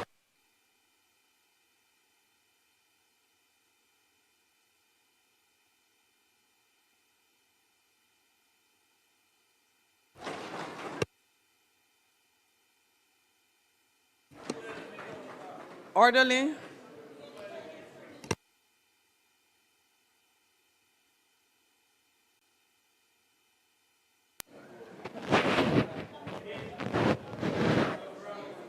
Madam Speaker, I want to thank the Minister without portfolio in the Office of the Prime Minister with responsibility for science, technology and special projects, and Member of Parliament for St. Catharines South Central, Dr. Wheatley, for a very in-depth and important presentation.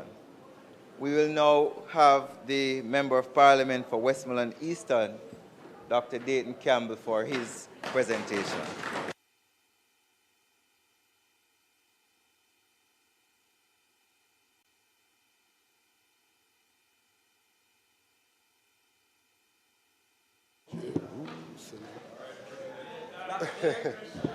Madam Speaker, it is with humility, gratitude, and a deep sense of responsibility that I rise to make my contribution to this sectoral debate on agriculture and fisheries.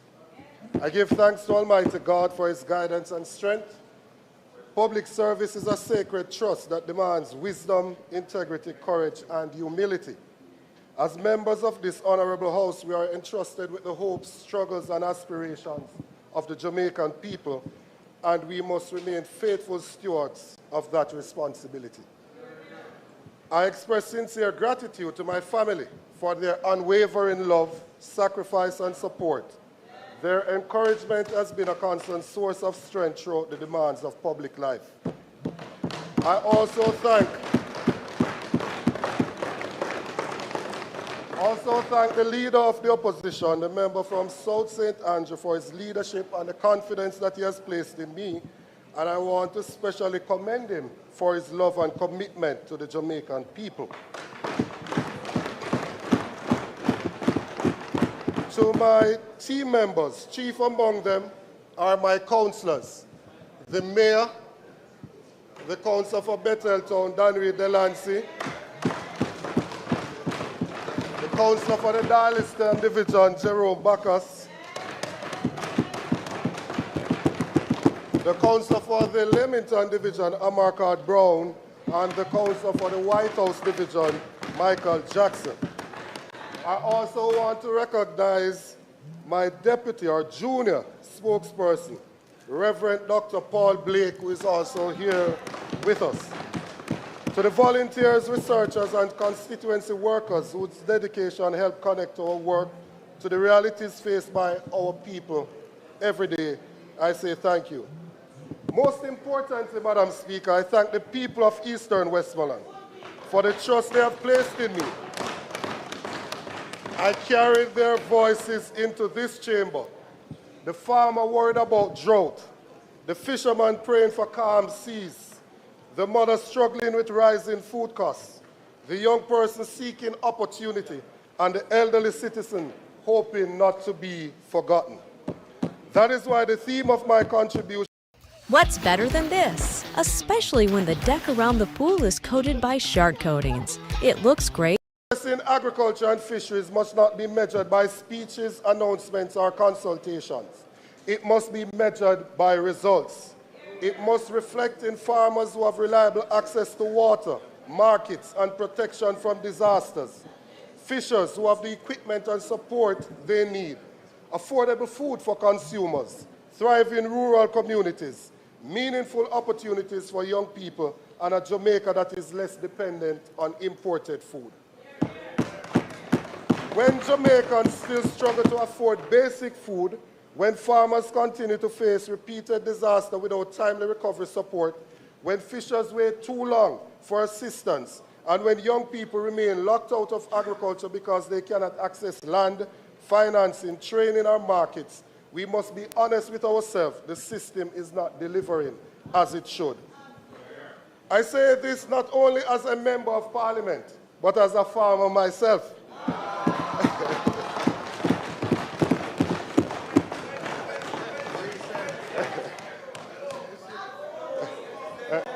You're not keeping up if you don't know that I'm a farmer. You're not keeping up, you know.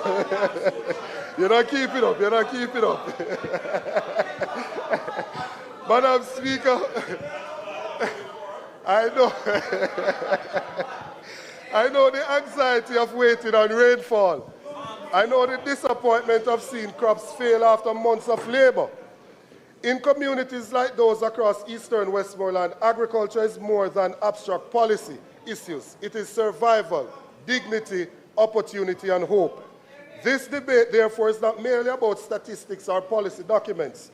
It is about whether the people of Jamaica, especially those in rural communities, feel protected, respected, and empowered by the policies of their government. Madam Speaker, I wish to place on the record a biblical principle directly to the issues before us today. Galatians 6:7 reminds us, whatsoever a man soweth, that shall he also reap. Whilst the Apostle Paul was speaking about moral responsibility, he used language every farmer understands. The principle is simple. There is a relationship between what is planted and what is harvested, between choices and consequences, between policy and outcomes. That principle applies equally to public policy. A country that sows weak planning cannot expect strong agricultural sector. A country that underinvests in irrigation, farm roads, agricultural resilience, fisheries infrastructure, and youth participation cannot expect to reap food security and rural prosperity. The scripture also warns us, be not deceived. In policy terms, we must not confuse activity with achievement, announcements with results, or public relations with progress. Consultations, launches, and press releases have their place, but they cannot substitute for practical support that reaches farmers, fishers, and consumers. Therefore, when I speak of a harvest the people can eat, I speak not only of crops and fish, but of the harvest of governance itself. Ultimately, leadership is judged not by what it announces, but by what the people are able to reap from our stewardship. Madam Speaker, agriculture and fisheries are not secondary sectors to be discussed only in times of crisis. They are fundamental to Jamaica's survival, stability, and economic independence. I acknowledge that some work has been done and some progress has been made. I acknowledge also the dedication of farmers, fishers, extension officers, technical staff, and rural communities. However, the real question is whether government policy has produced sufficient improvement in the lives of the people who depend on those sectors. Far too many Jamaicans answer that as no. Madam Speaker, if we wish to assess the true state of agriculture, we must look beyond announcement and examine the results. The figures are sobering. In 2025, Jamaica's food import bill rose to approximately US $1.46 billion. I don't know if the member speaking before has some updated information, because he said the food import bill is at $2 billion. That's US dollars. When the government came to office in 2016, that food import bill was at $834 million US dollars. Approximately 50% of what it is now. At the same time, agricultural exports declined from approximately US $288 million in 2024 to US $278 million in 2025. As a result, Jamaica now imports roughly $5 worth of food for every dollar earned from agricultural exports. These figures should concern every policymaker. Jamaica is blessed with fertile land, a strong agricultural tradition, and thousands of hard-working farmers. Yet we remain heavily dependent on imported food. Madam Speaker, praise for agriculture carries little weight if the food import bill continues to rise while agricultural export continues to decline. Ultimately, the measure of success is not what is announced, but what is achieved for the Jamaican people. Jamaica remains heavily dependent on imported food and agricultural inputs. As a result, we are exposed to global price increases, supply chain disruption, exchange rate pressure, and international events beyond our control, as the war in Iran, between Iran and Israel, is now affecting us. Madam Speaker, the government should identify those products that can be produced or substituted locally and develop targeted strategies to expand domestic production. This includes strengthening local feed production, supporting crops such as cassava, sweet potato, breadfruit, onions, Irish potato, sorghum, and providing incentives for farmers producing priority commodities. In the debate that we had on the Jamaica Dairy Board, I spoke about the opportunity that is there for milk and beef trimmings. But Irish potato, Madam Speaker, Jamaica imports between 19.5 million and 21 million tons of French fries annually, at a cost to the country of more than US $30 million each year. These figures, drawn from the last 5 years, highlight a significant opportunity for import substitution, value-added production, and rural economic growth. When the National Development Plan speaks of agribusinesses and value chain development, farmers and the wider agricultural sector expect to see practical strategies that can transform these imports into local production. Specifically, the country should be pursuing a plan to replace those imported French fries with the domestic production of approximately 34 to 36 million kilograms of Irish potatoes, based on a conversion ratio of 1.75 kilograms of Irish potatoes for every kilogram of French fries produced. Madam Speaker, the opportunities arising from such an initiative would extend across several agricultural regions of Jamaica. We have already demonstrated the capacity to successfully cultivate Irish potato in Manchester, Trelawney, St. Elizabeth, St. James, and the Guyshill Belt, spanning St. Catherine, St. Mary, and St. Anne. Many farming communities, including those in my own constituency, stand ready to participate and benefit from such an expansion. Based on the current yield that we get in Jamaica of approximately 15 metric tons per hectare, if we were to take on that full demand, we would put 2,000 hectares of Irish potato under production.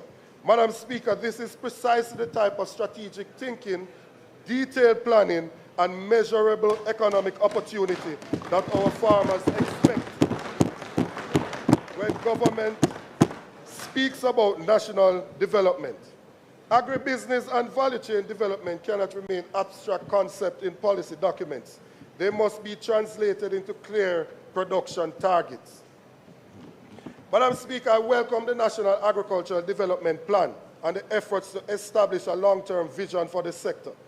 Jamaica needs a serious agricultural strategy, and on that principle there should be broad agreement in this House. However, our greatest challenge is not a lack of diagnosis. We already know the problems. We know that irrigation remains inadequate, access to financing and technology is limited, storage capacity is insufficient, production planning is inconsistent, export system can be burdensome, and too many farmers and fishers remain disconnected from the benefits of national policy.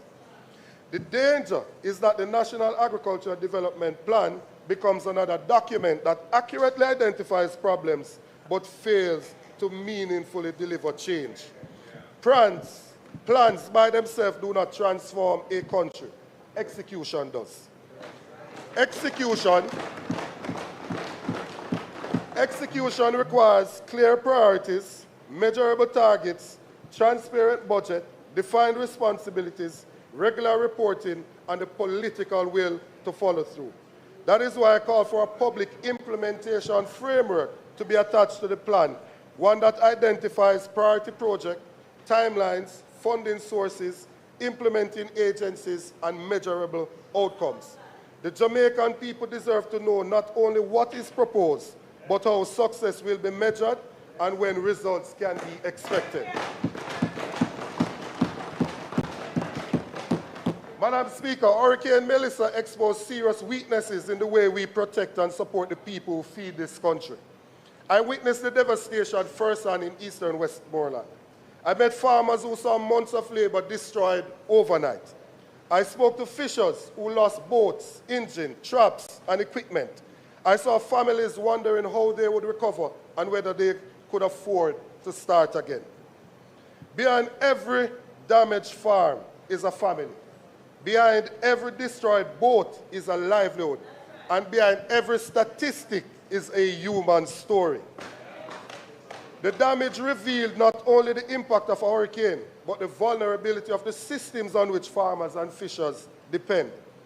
No government can prevent a hurricane. The true test of leadership, however, is whether recovery systems are strong enough to respond quickly and help people rebuild with dignity. On that test, many farmers and fishers believe the system fell short. The issue is not the storm itself. Jamaicans understand that hurricanes are part of our reality. The issue is what happened after the storm passed.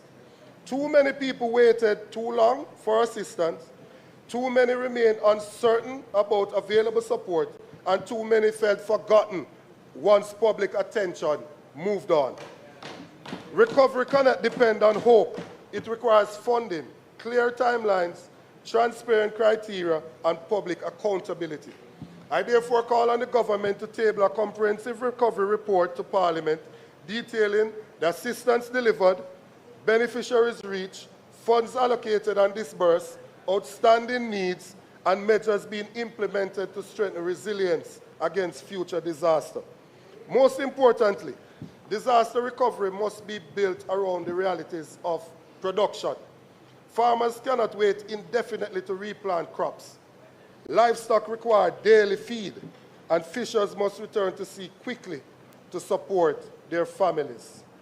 Madam Speaker, the first recommendation I place before the House in this is the establishment of a permanent agriculture and fisheries disaster recovery fund. Such a fund should not be created after every hurricane, flood, or drought. It should not depend on emergency appeals or delayed budget allocations after livelihoods have been destroyed. It should be a standing national fund, financed annually and ready to be activated immediately when disaster strikes. Jamaica is vulnerable to hurricanes, floods, droughts, and other climate-related events. These risks are predictable. Our response system should therefore be proactive, not reactive. A permanent fund would allow government to move from crisis management to preparedness. It would provide farmers and fishers with confidence that support will be available through a clear, transparent mechanism whenever disaster causes significant losses. The fund should serve 5 core purposes: providing emergency assistance to affected producers, replacing critical productive assets, supporting temporary livelihoods where incomes have been disrupted, accelerating replanting and restocking, and helping producers rebuild in ways that are more resilient to future disasters. Importantly, recovery must be linked to production. The objective is not simply to compensate losses, but to help farmers return to their fields and fishers return to the sea as quickly as possible. Madam Speaker, every disaster teaches the same lesson. Delayed recovery increases hardship, weakens food security, and slows economic growth. A permanent recovery fund would help ensure that assistance is timely, predictable, and focused on restoring livelihoods. If we know the disaster will come, then preparedness is not an option, it is a responsibility. Madam Speaker, for the fund to succeed, it must be transparent, efficient, and trusted by the people it is designed to serve. It cannot become another program defined by delay, uncertainty, or discretion. It must operate according to clear rules, clear timelines, and clear accountability. Farmers and fishers should know who qualifies, what losses are covered, what support is available, and how assistance can be accessed. Once a disaster is declared and the fund is activated, application should be processed through a simple and accessible system supported by RADA, Fisheries Authority, and parish-level recovery teams. Most importantly, recovery must be timely. Damage assessment should begin immediately. Emergency assistance should reach affected producers within weeks, and regular public reports should provide transparency on beneficiaries, funding, and progress. The fund should also be supported by parish-level agricultural and fisheries recovery teams established before disaster occurs. Their role would be to assess damage, verify losses, coordinate assistance, and ensure that support reaches those most in need quickly and fairly. Madam Speaker, preparedness is not simply about forecasting storms. It is about having systems in place to protect livelihoods, restore production, and help people recover with dignity when disaster strikes. The obvious question is how such a fund would be financed. The answer is that it should not depend on a single source of funding. A permanent agriculture and fishery disaster recovery fund should be supported through a blended model that combines annual government allocations, climate finance, insurance mechanism, development partner support, and private sector partnership. Madam Speaker, a responsible nation does not wait until livelihoods are destroyed before searching for funding. It prepares in advance. Equally important, Madam Speaker, is accountability. The fund should be independently audited, report annually to Parliament, and publish recovery reports after. Sometimes, the messiest part of life is the schedule. Disaster funds are being spent. Transparency must be built into the system from the beginning. I propose the establishment of an oversight body as well, comprising of representatives of government, opposition, farmers and fishers organizations, and other relevant stakeholders to strengthen public confidence and ensure fair administration. Madam Speaker, the issue before us is not whether resources can be found. The issue is whether we are prepared to build permanent systems that ensure those resources reach the people who need them the most when they need them the most. This is not simply an agricultural priority. It is a national responsibility and one that should unite us across party lines. Madam Speaker, disaster recovery is essential, but recovery alone cannot be our strategy.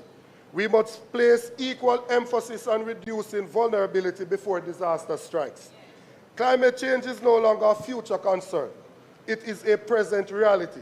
Farmers are facing longer droughts, more intense hurricanes, irregular rainfall, flooding, heat stress, and increased pest pressures. Fishers are confronting changing marine conditions and increasingly dangerous seas. The question is whether we are doing enough to help them adapt.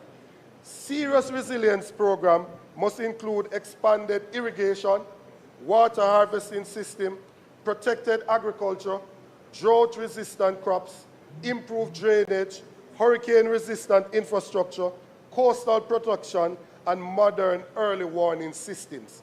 Resilience cannot remain a word that appears only in reports and speeches. It must be reflected in the investment we make and the systems we build.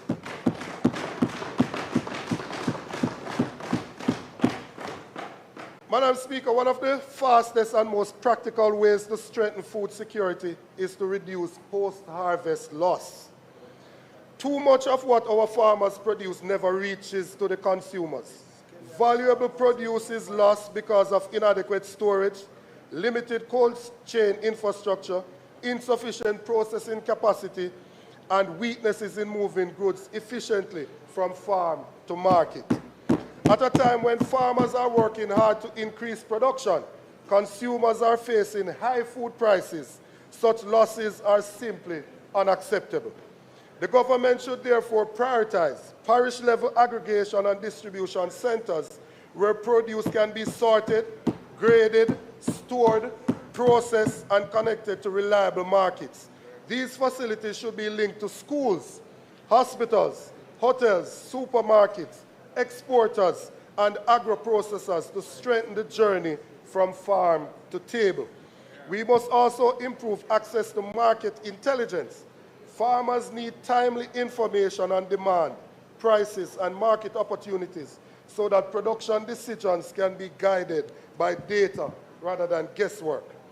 Madam Speaker, reducing post-harvest loss is about more than preventing waste. It is about increasing farmers' incomes, improving food affordability, strengthening supply chains, and making better use of what Jamaica already produces. in relation to youth in agriculture, Madam Speaker, if Jamaica is serious about the future of agriculture, then we must be equally serious about investing in young people who will shape that future. The Minister spoke about youth engagement and developing the next generation of agricultural leaders. An objective that this deserves broad support. However, the cancellation of the National 4-H Achievement Day 2026 has raised legitimate concerns among students, parents, teachers, and stakeholders across the sector. National Achievement Day is more than an event. It is a platform that recognizes excellence, encourages innovation, builds confidence, and exposes young people to opportunities in agriculture, agribusiness, science, and entrepreneurship.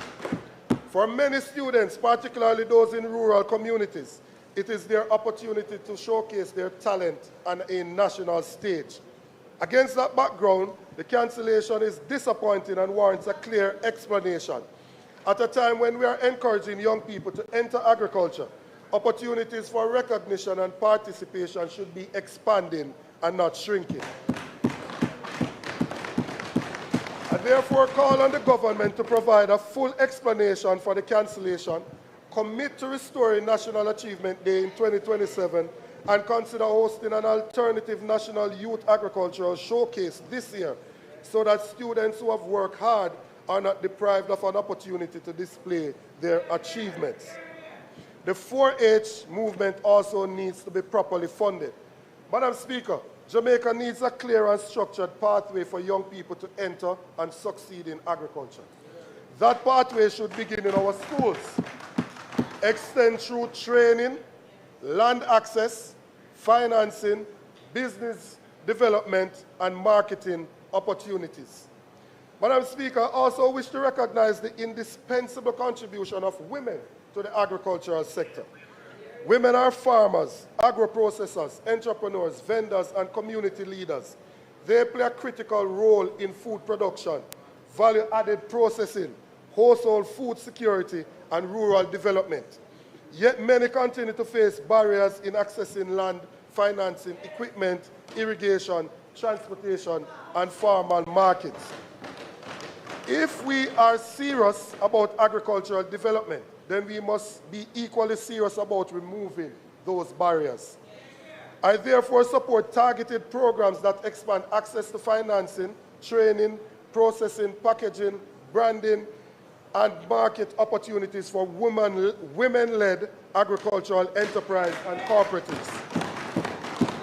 Particular attention should be given to rural women involved in value-added production, where agriculture creates not only income, but employment and economic activity within communities. Madam Speaker, investing in women is not simply a social objective. It is a sound economic strategy.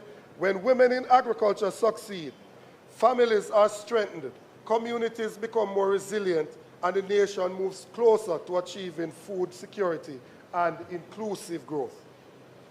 If Jamaica is serious about developing its blue economy, then we must invest in the foundations of a modern fisheries industry.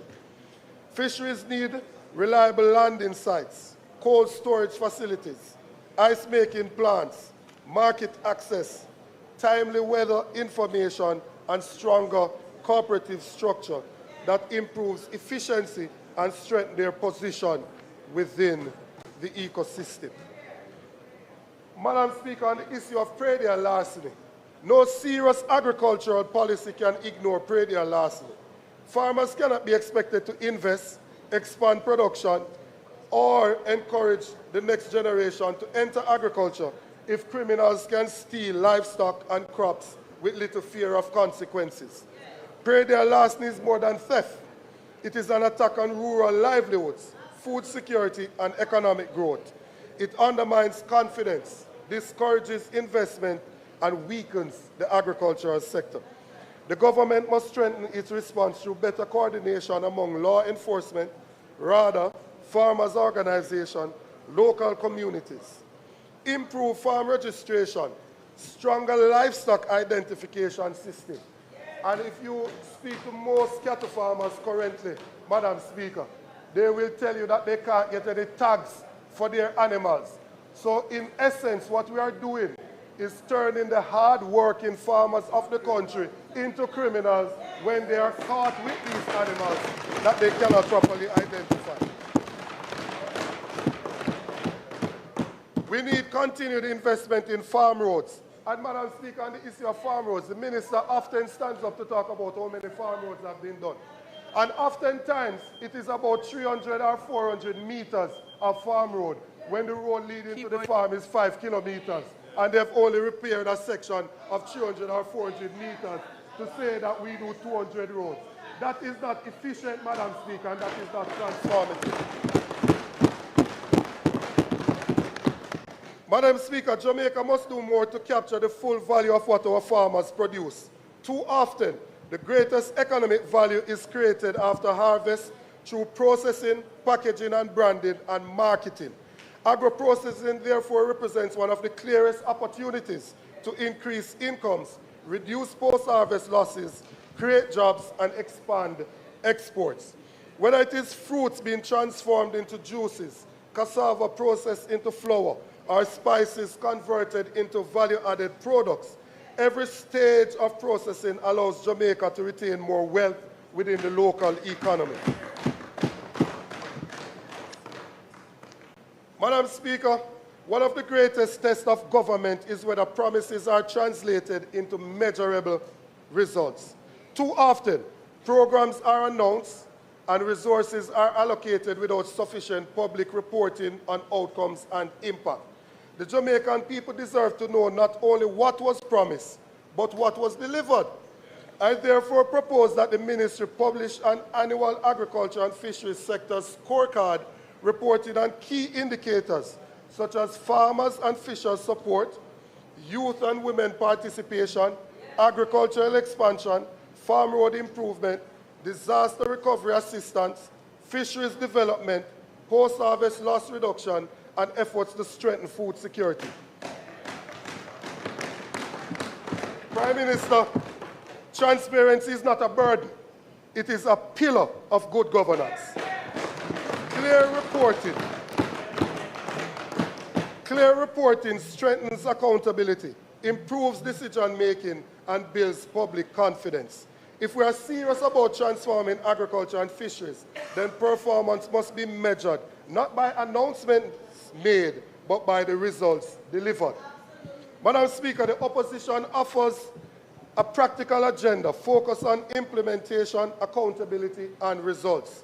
Our priorities are clear: a permanent agriculture and fisheries disaster recovery fund, a national food import reduction plan, stronger support for youth through Jamaica 4-H Club and a youth in agriculture program, a modernized and resilient fisheries sector, stronger response to prairie and larceny, greater investment in farm roads, irrigation, storage, and agro-processing, expanded opportunity for women in agriculture, increased access to financing, insurance, and risk management tools, and greater transparency through annual sector scorecard and public reporting.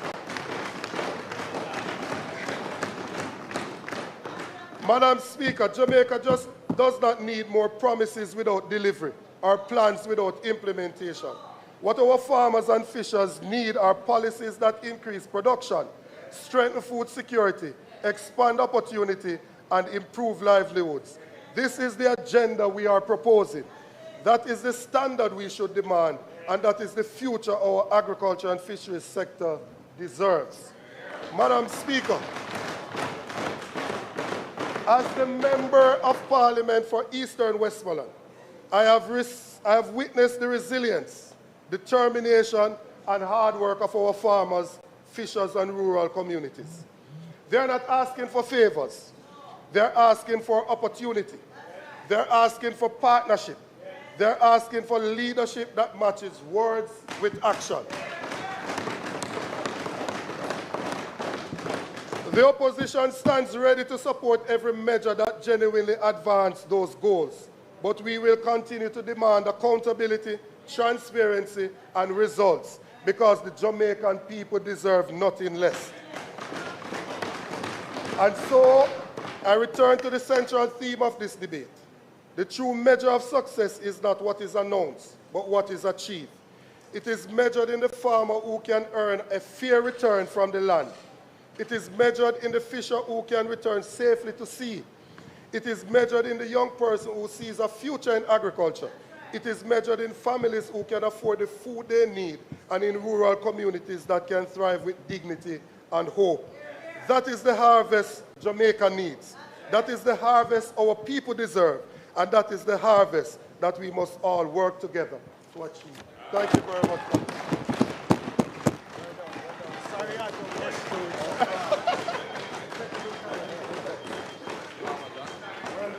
Good time.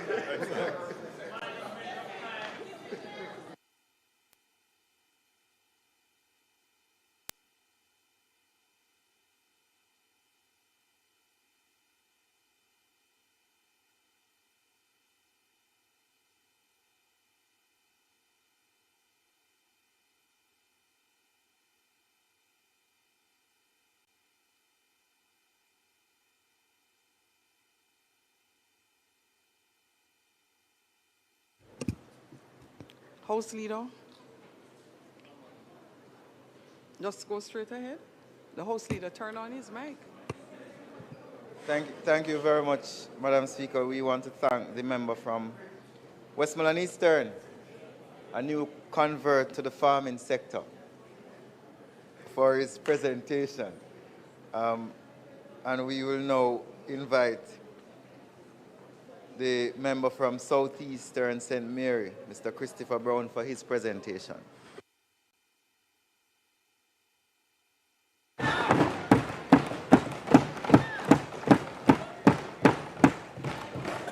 Madam Speaker, permission to speak from a seat other than my own. Permission granted. Mr. Thank you. Speaker will be taking over as well.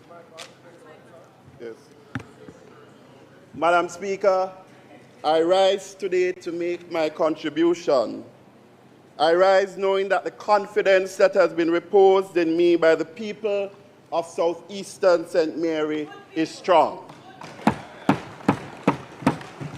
It is firmly rooted and grounded in a shared vision of wanting better for our communities, better for our people, and better for our country. I therefore remain grateful to the people for this opportunity to serve. I want to acknowledge from the outset the members of my constituency executive, Mr. Speaker, and advisory team, long-standing Councillor Levan Freeman, who are seated in the gallery. I thank you for your loyalty, your support, your service, and your hard work as we continue to work towards building better for Southeastern St. Mary. Madam Speaker, I want to also acknowledge the students and teachers of St. Mary Technical High, Marymount High, and Anotta Bay High, the three main high schools in Southeast St. Mary. I thank them for being here today. Let me also express sincere thanks to the leader for the confidence he has reposed in me in appointing me to serve as a member of his shadow cabinet. I want to also, Mr. Speaker, take the opportunity to thank members on both sides of this honorable House for their support, their guidance, and their quiet words of encouragement to me as a first-term member of Parliament. And, Madam Speaker, I want to thank my family, my wife Sandra, my son William. I wanted the word cuppa, as in cup of tea, I thought it would be great to mix with hug. When I saw the domain was available, I was like, I'm taking it, I'm trademarking it, I'm going with it. Hi, I'm Aaron, I'm the owner of Cuppa Pug. We are not a traditional cafe. When I saw Cuppa Pug go live, that's when it all clicked. Huh? I listened to Minister Marks. Just now we heard from Minister Wheatley. I extend to both the respect they deserve, and I want to say clearly on the record that real things are happening. The Data Protection Act, the ICT Authority, the JDXP, the AI Task Force, J-Cert's decade of work, credit must be given where credit is due. I wish to also put on record the government in its own mission statements, both at the level of government generally and within the respective ministries, have recognized that the world has entered a digital revolution. This digital revolution, if properly embraced and adopted with urgency, can deliver the efficiencies and growth that have eluded us for many decades. Mr. Speaker, we are already seeing the benefits of this transformation in many other countries and regions. The efficiencies it brings, the productivity gains it enables, and the opportunities it creates for new entrants into the business space, particularly small and emerging entrepreneurs. We also recognize that one of the key economic indicators of a country moving toward higher growth and higher income status is its capacity to innovate. Yes. Yes. Innovation is central to competitiveness in the modern global economy. Madam Speaker, this digital revolution, therefore, presents us with clear opportunities, Mr. Speaker.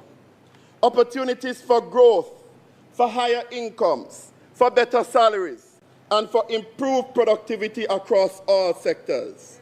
It offers a pathway for greater inclusion of small and medium-sized enterprises into the formal business economy without prohibitive costs, thereby leveling the playing field and broadening participation in economic activity. In short, Mr. Speaker, what we are witnessing is a transformation that, if properly harnessed, can accelerate economic growth, expand economic livelihoods, and reshape opportunity for our people. Within all of this, what has struck me, and not just from last week, and not just today, but from the outset of this administration as it relates to the areas of science, technology, and matters relating to digital transformation, is a remarkable, unbroken consistency in how these portfolios have been managed and prioritized. There is, Mr. Speaker, a consistency to confuse announcement with accomplishment, yes. To celebrate speeches as action, yeah. And now in recent time to position assessment as transformation. Yeah. We have been talking a lot, making loads of announcements. Yes. The minister, in his own words earlier, said that the sector has been sleeping. Yes. Yes. Yes. What an admission. For 10 years. But the modern infrastructure, what a long sleep, complete with the required funding and the required legislation, has been consistently missing. Yes. And so it is therefore understandable, Mr. Speaker, that the Jamaican people and key industry stakeholders and practitioners are now entitled to shift the question to not what is the vision, but what has been delivered. Yes. Madam Speaker, Mr. Speaker, let me ground this in evidence, as I don't come here to just chat, yes. Or to be partisan, yes. Or to criticize. Yes. Jamaica does not have the time for that in this rapidly changing and unfolding digital revolution. Correct. You know, one of the clearest examples of the impact of efficiency, innovation, and the utilization of digital tools, and of tapping into the broader digital revolution, is reflected in how we are ranked and rated in relation to the ease of doing business. Yes. Madam Speaker, Mr. Speaker, sorry. In the 2015-2016 period, Jamaica was ranked 60s, in the 60s globally, out of approximately 190 economies in the World Bank's Doing Business assessment. However, in the last available report published by the World Bank, the final report before the series was discontinued, just before COVID, Jamaica was ranked 71st. We are going in the wrong direction. The World Intellectual Property Organization, WIPO, Global Innovation Index ranks 139 countries on whether they are genuinely building the systems that drive modern economies. In 2020, Jamaica ranked 72nd. In 2025, 83rd. Taken closer, it represents 5 years of consecutive decline. Year after year after year after year of decline. Again, going in the wrong direction. From the same wiper, knowledge and technology outputs ranks Jamaica 117th out of 139. Network readiness, 94th out of 127. These are not opposition statistics, Mr. Speaker. These are independent international scorecards. And the WIPO Director General was just here last week in Jamaica. Madam Speaker, Mr. Speaker, one number I want every Jamaican listening to hold in their mind. In all of 2023, the entire year, Jamaican inventors filed 2 patents. 2. Ranked 121 out of 139 globally. Down 75% from the year before. No tech unicorn. There is not one Jamaican university in the international rankings. And this is not because we lack talent. Madam Speaker, our culture is extraordinary. Indeed, Jamaica is one of the great cultural powers of the world. Our music, our language, our rhythms, our creativity shape global culture every single day. Sports. But in the age of artificial intelligence and digital transformation, we must now ask, who owns Jamaican culture in the digital century? Artificial intelligence systems are now being trained on Jamaican music, Jamaican accents, Jamaican slang, and Jamaican creative expression, often without compensation or protection for the Jamaican people. Our culture is being mined as data while others monetize what Jamaica created. Mr. Speaker, innovation without sovereignty can become extraction. And so as we pursue digital transformation, Jamaica must also develop a serious national strategy around cultural intellectual property, around AI governance and digital rights, and become a leading voice through bodies such as WIPO in protecting cultural sovereignty in the age of artificial intelligence. So creativity without investment, as the WIPO Secretary General told the Prime Minister, told Minister Wheatley, told Albin Hill last week, and creativity without research funding, without a system behind it, does not become patents. Let us look a little closer home. The Minister of Science, Energy and Technology Strategic Business Plan 2022 to 2026, which was published in February 2022, and this is the government's document, states in strategic objective number 8, and I quote, facilitate an increase in investments in R&D, science, technology, and investment to 1% of GDP by March 2026. I heard the minister said earlier that it is 0.7% now. But if you check the WIPO records, there is no R&D expenditure figure for Jamaica at all. What? The Global Innovation Index ranks Jamaica 124th out of 133 on the scale as it relates to research and development. Sadly, Jamaica ranks 3rd in the entire world on the Human Flight and Brain Drain Index. More than 40% of every Jamaican who earns a university degree is living and working abroad. The nurse from UWI is in Canada. The engineer from UTAKE is in London. The IT professional who could be building Jamaica's digital systems is in Florida. They did not leave because they didn't love Jamaica. Mr. Speaker, they left because Jamaica has not built the environment where their talent can be valued with dignity. No retention strategy. No tax incentive for the STEM professional who stays. No innovation district where returning diaspora can build something meaningful. Mr. Speaker, I want to talk about a young lady who is from a community called IB, IT Boreal, on the outskirts of Annata Bay in my constituency. She's in her late 20s. She has 2 children. And she lives with her mother while she stays in Kingston Sundays to Fridays each week. She has 3 other siblings. None works. 2 are still in school. Her mom also doesn't work.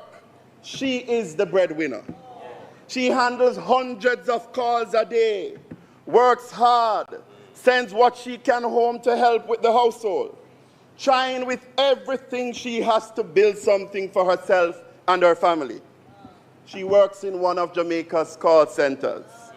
She represents thousands of Jamaicans, especially in the Montego Bay, St. Andrew, and Kingston area, whose livelihood depends on this sector. And right now, not in the future, but right now, Mr. Speaker, companies running these call centers globally are testing AI systems that do exactly what she does. Faster, cheaper. This government formed an AI task force in August 2023. Recommendations were published in 2025. UNESCO assessment completed in April of this year. And they are now, as of this sitting, beginning to draft a national AI policy. 3 years and Jamaica still has not enacted a plan. Shame. She needs a specific funded named program. Here is where you go. Here is what you learn. Here is who pays. Here is what job is waiting on the other side. Many other countries are doing this. Why can't Jamaica do this as well?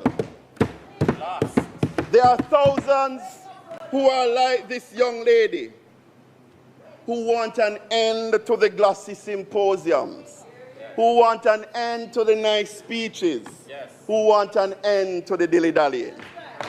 Madam Speaker, every Jamaican remembers Hurricane Melissa, October 2025. Cell towers down across entire parishes. Emergency service operating blind. Melissa was a natural disaster. We could not stop her. But what Melissa revealed clearly and painfully is what happens when Jamaica's infrastructure fails, when things go down, when services stop. And Madam Speaker, that collapse can happen because deliberately. The Caribbean, as the Minister acknowledged earlier on, is the fastest growing region in the world for cyber attacks, growing at 25% every year. We have had some major breaches, and I heard him said 49 million earlier, over the past 5 years, some public, some not disclosed. Both within the public and private sector, there have been breaches. The port of Kingston, if that goes down, nothing moves.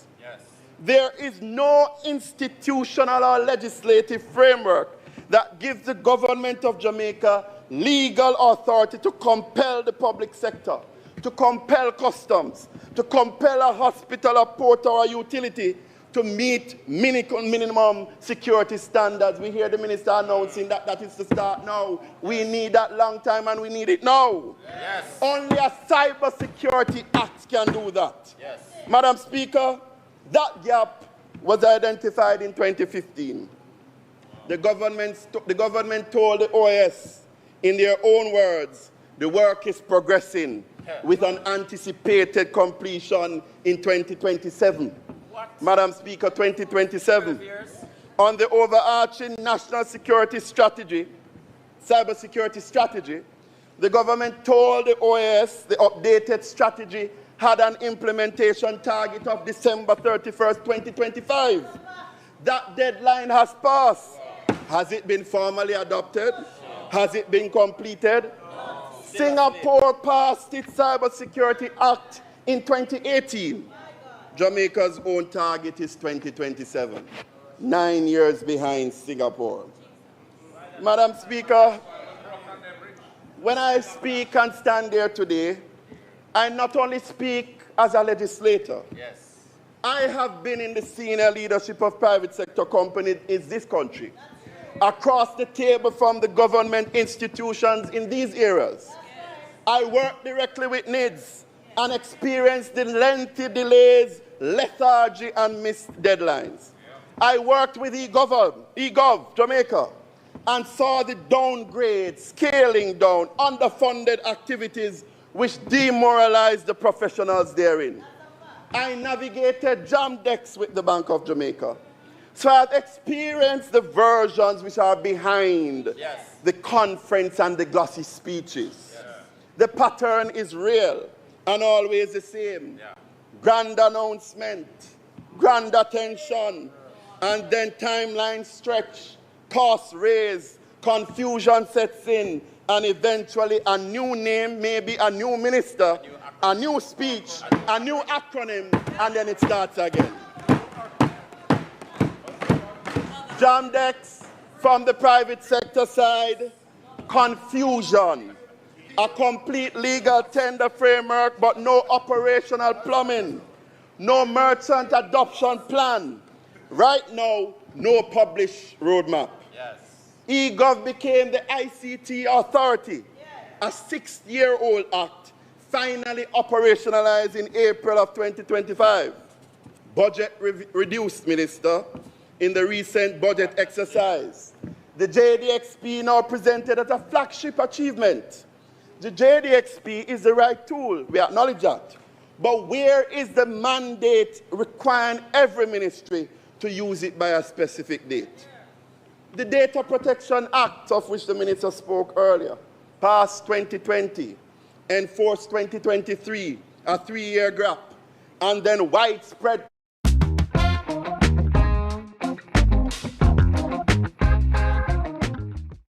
The used inventory explosion event is going on now at Origo CDJR Margate. Our lot is exploding with inventory arriving daily. SUVs, sedans, and trucks, all makes, all models. Get more at Margate. More deals, dozens under 20K, more selection. And I say to the Honorable Prime Minister in his absence, we want Jamaica to succeed, but let us get it right. Less announcements, less global workshops, more execution, more legislation, more funding, and more delivery. But what is it that Jamaica needs now? Jamaica needs these things. A Cybersecurity Act. The government says 2027, we need it now. Jamaica needs an updated national cybersecurity strategy. The government told the OAS December 31st, 2025. That deadline has passed. We need it now. Jamaica needs an enacted AI policy with a binding deadline and within it a specific funded reskilling program for workers displaced by automation. A pathway the young woman in my constituency can actually access it. We need it now.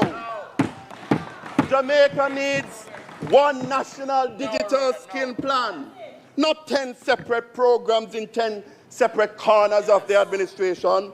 One plan, one binding target. Jamaica needs it now. Jamaica needs a university commercialization framework so that research at UWI and UTech generates patents, licenses, and companies that create jobs in Jamaica rather than careers abroad. We need it now. Jamaica needs a new R&D investment target. We heard the minister say 1.5. We don't even know if the 1% he indicated a few years back has been met. We need a new target. Fund it, report it, let WIPO find Jamaica's number on its platform. We need that now. Mr. Speaker, I want to now quickly reflect as a citizen who has the honor to sit in this parliament as an elected representative. Because what I want to speak about now is bigger than any one administration, bigger than any one side of this chamber. It is about government as an institution. Madam Speaker, Mr. Speaker, there is no doubt that we are facing a challenge in the truest sense of being a participatory democracy. We are already seeing it. Voter turnout failing. Figures of 37% in the 2020 COVID election. But then 39% last year with no COVID. Engagement is declining. A growing number of Jamaicans, especially young Jamaicans, who have concluded that it does not matter who is in power because the system does not work for them regardless. Madam Speaker, Mr. Speaker, this is a verdict delivered not at the ballot, but by staying away from it. And it is a verdict that every single person in this chamber, on both sides, should find deeply troubling. Because when people disengage from government, the feedback loop that holds government accountable breaks. And when that breaks down, the incentive to deliver rather than merely announce weakens further. It is a cycle, it is dangerous. Mr. Speaker, and beyond the politics and partisan contention, the people simply want government to work. I get calls every day from the people of my constituency about garbage not collected, about street light bulbs not working. MP, the area is in darkness, about water pipes that are burst, about roads, and sadly, they don't really care whether it's MP road or parish council road. They want the road fixed. They want to go to hospital. They want the drains to be cleaned. They want to go to hospital and to be treated with respect and dignity. And they want to send their children to school to receive quality education and come back home safe to them. These are not extravagant demands. These are basic expectations of the social contract between the government and citizens.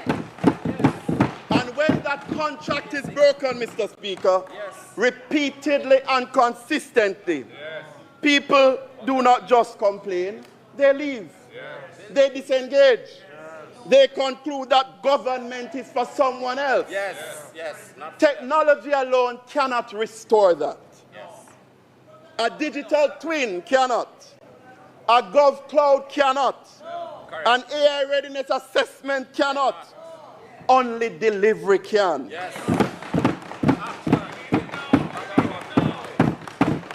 Consistent, visible, measurable delivery that reaches ordinary people in their ordinary lives. Mr. Speaker, movements across the globe indicates that the final element in the system of globalization, that is the free movement of people, is facing rejection, particularly in the West. And more developed economies with a growing anti-immigration wave is emerging. We see it in the UK. We see it in the North. We see it in France. We are even seeing it in Africa, in South Africa. Jamaica has to get it right. Though we are a migratory people, the world is closing in that area, but expanding in the sphere of digital economy and AI innovation. Jamaica has to get it right. For the students from Anata Bay, for the students from Marymount, for the students from St. Mary Technical in this gallery today, watching and listening, and the thousands who will be graduating shortly, Jamaica needs to get it right.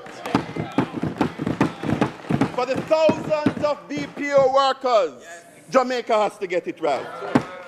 For the thousands of young professionals and tertiary graduates Jamaica has to get it right. For the mass of the working class who are increasingly finding it difficult to make ends meet even in the context of reported low inflation and low unemployment, Jamaica has to get it right. For the many Jamaicans across all walks of life who are finding that Jamaica is increasingly becoming unaffordable, Jamaica has to get it right.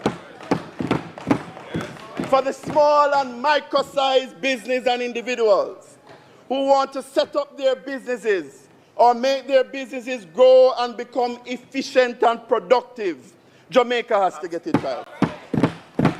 Enough of the reviews. We heard more reviews announced today. Enough of what is to come. Enough of the announcements. Enough of the death by acronyms. We do not have the time. Jamaica has to get it now. Jamaica has to get it right.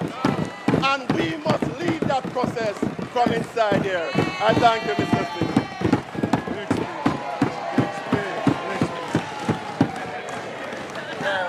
Hello.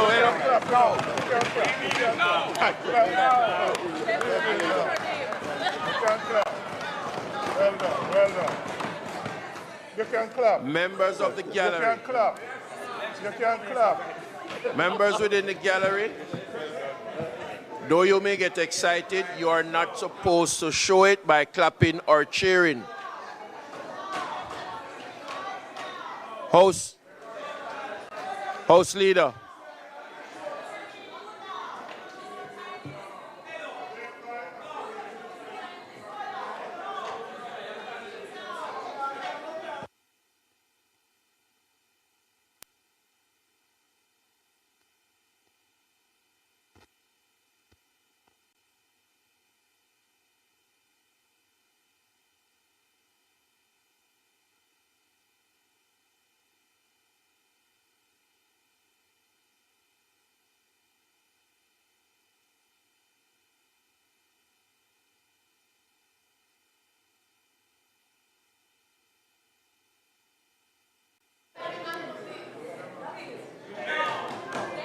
Mr. Speaker,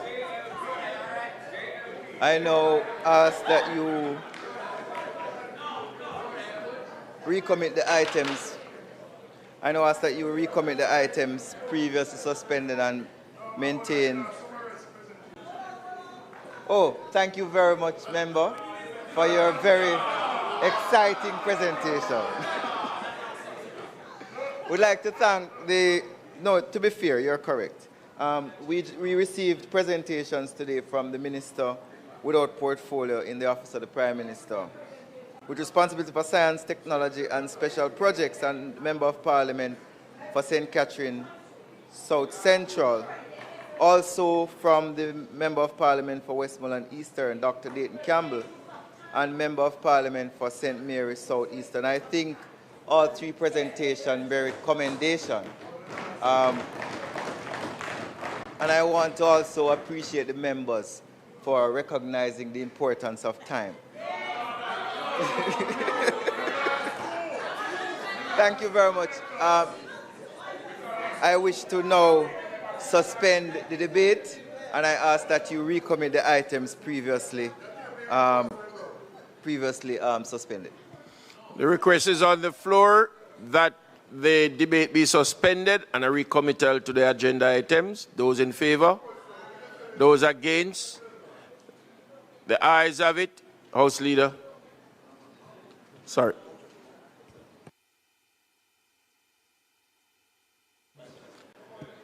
Statement by Minister. Announcement. Laid on the table of the House are the following: annual report and audited financial statements of the Jamaica Civil Aviation Authority for the financial year 2022-2023. Annual report and audited financial statements of the Spectrum Management Authority for the financial year 2023-2024. Annual report of the University of the West Indies Mona campus for the academic year 2024-2025. The Integrity Commission's investigation reports into concerns that the following officers employed to the Clarendon Municipal Corporation failed to file their statutory declaration with the Commission for the year 2023, contrary to law and their indicative rulings. 1, Mr. Rohan Sherwood, a project officer, and Mr. Sheldon Allison, a compliance officer. Integrity Commission's investigation reports into concerns that the following officers formerly employed to the Cannabis Licensing Authority failed to file their statutory declaration with the Commission for the year 2023, contrary to the law and their indicative rulings. Mr. Dwight Bailey, a Director of Human Resource Management and Development, and 2, Mr. Philip Chambers, a Senior Director of Operations. Integrity Commission's investigation report into concerns that Mr. Ricardo Monroe, a Manager, Public-Private Partnership and Privatization, employed to the Development Bank of Jamaica, failed to file his statutory declaration with the Commission for the year 2023, contrary to the law and its indicative ruling.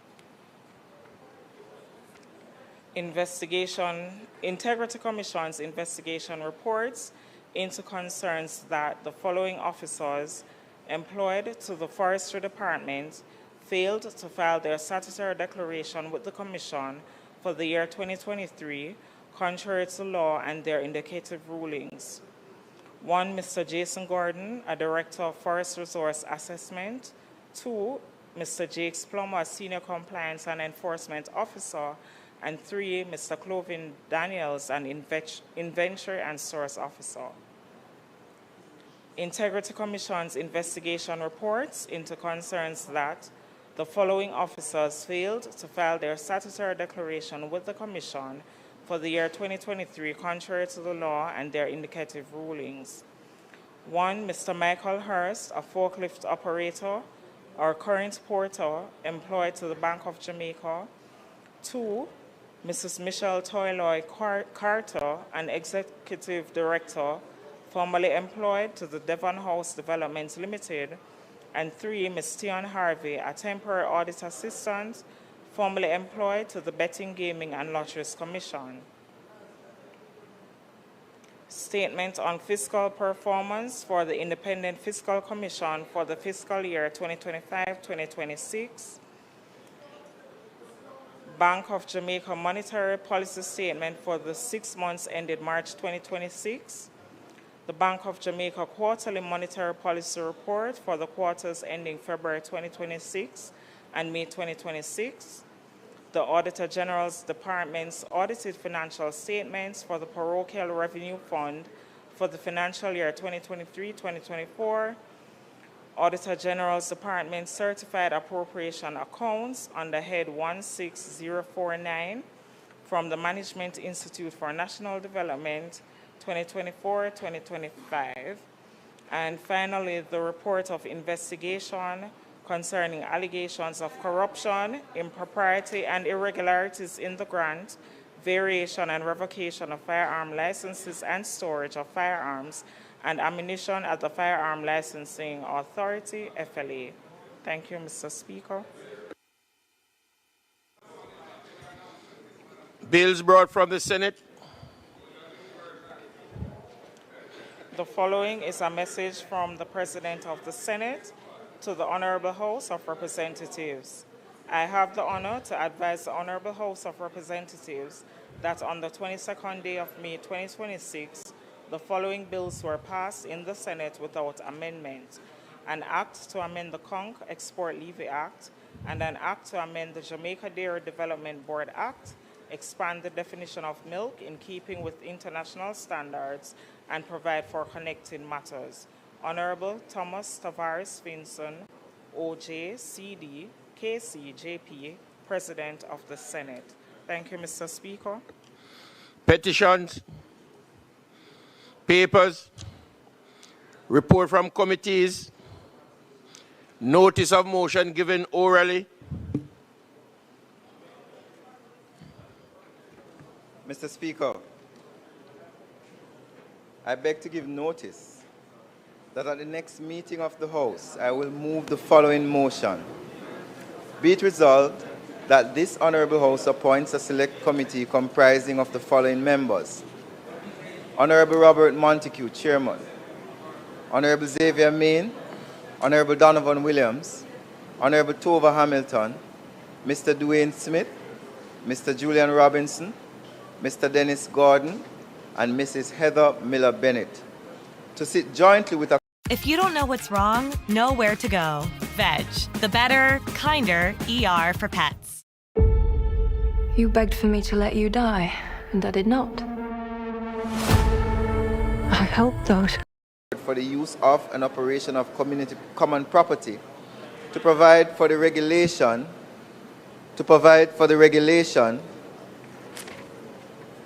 the rights and obligations of the proprietors and connected matters. Mr. Speaker, I further beg to give notice that at a later stage today, I will move for the suspension of the standing orders to enable me to take the motion, notice of which was given. Question and answers to questions. Motion that may be made at the commencement of public business requiring notice. Motions relating to the sitting of the House. Motion for leave to introduce bills.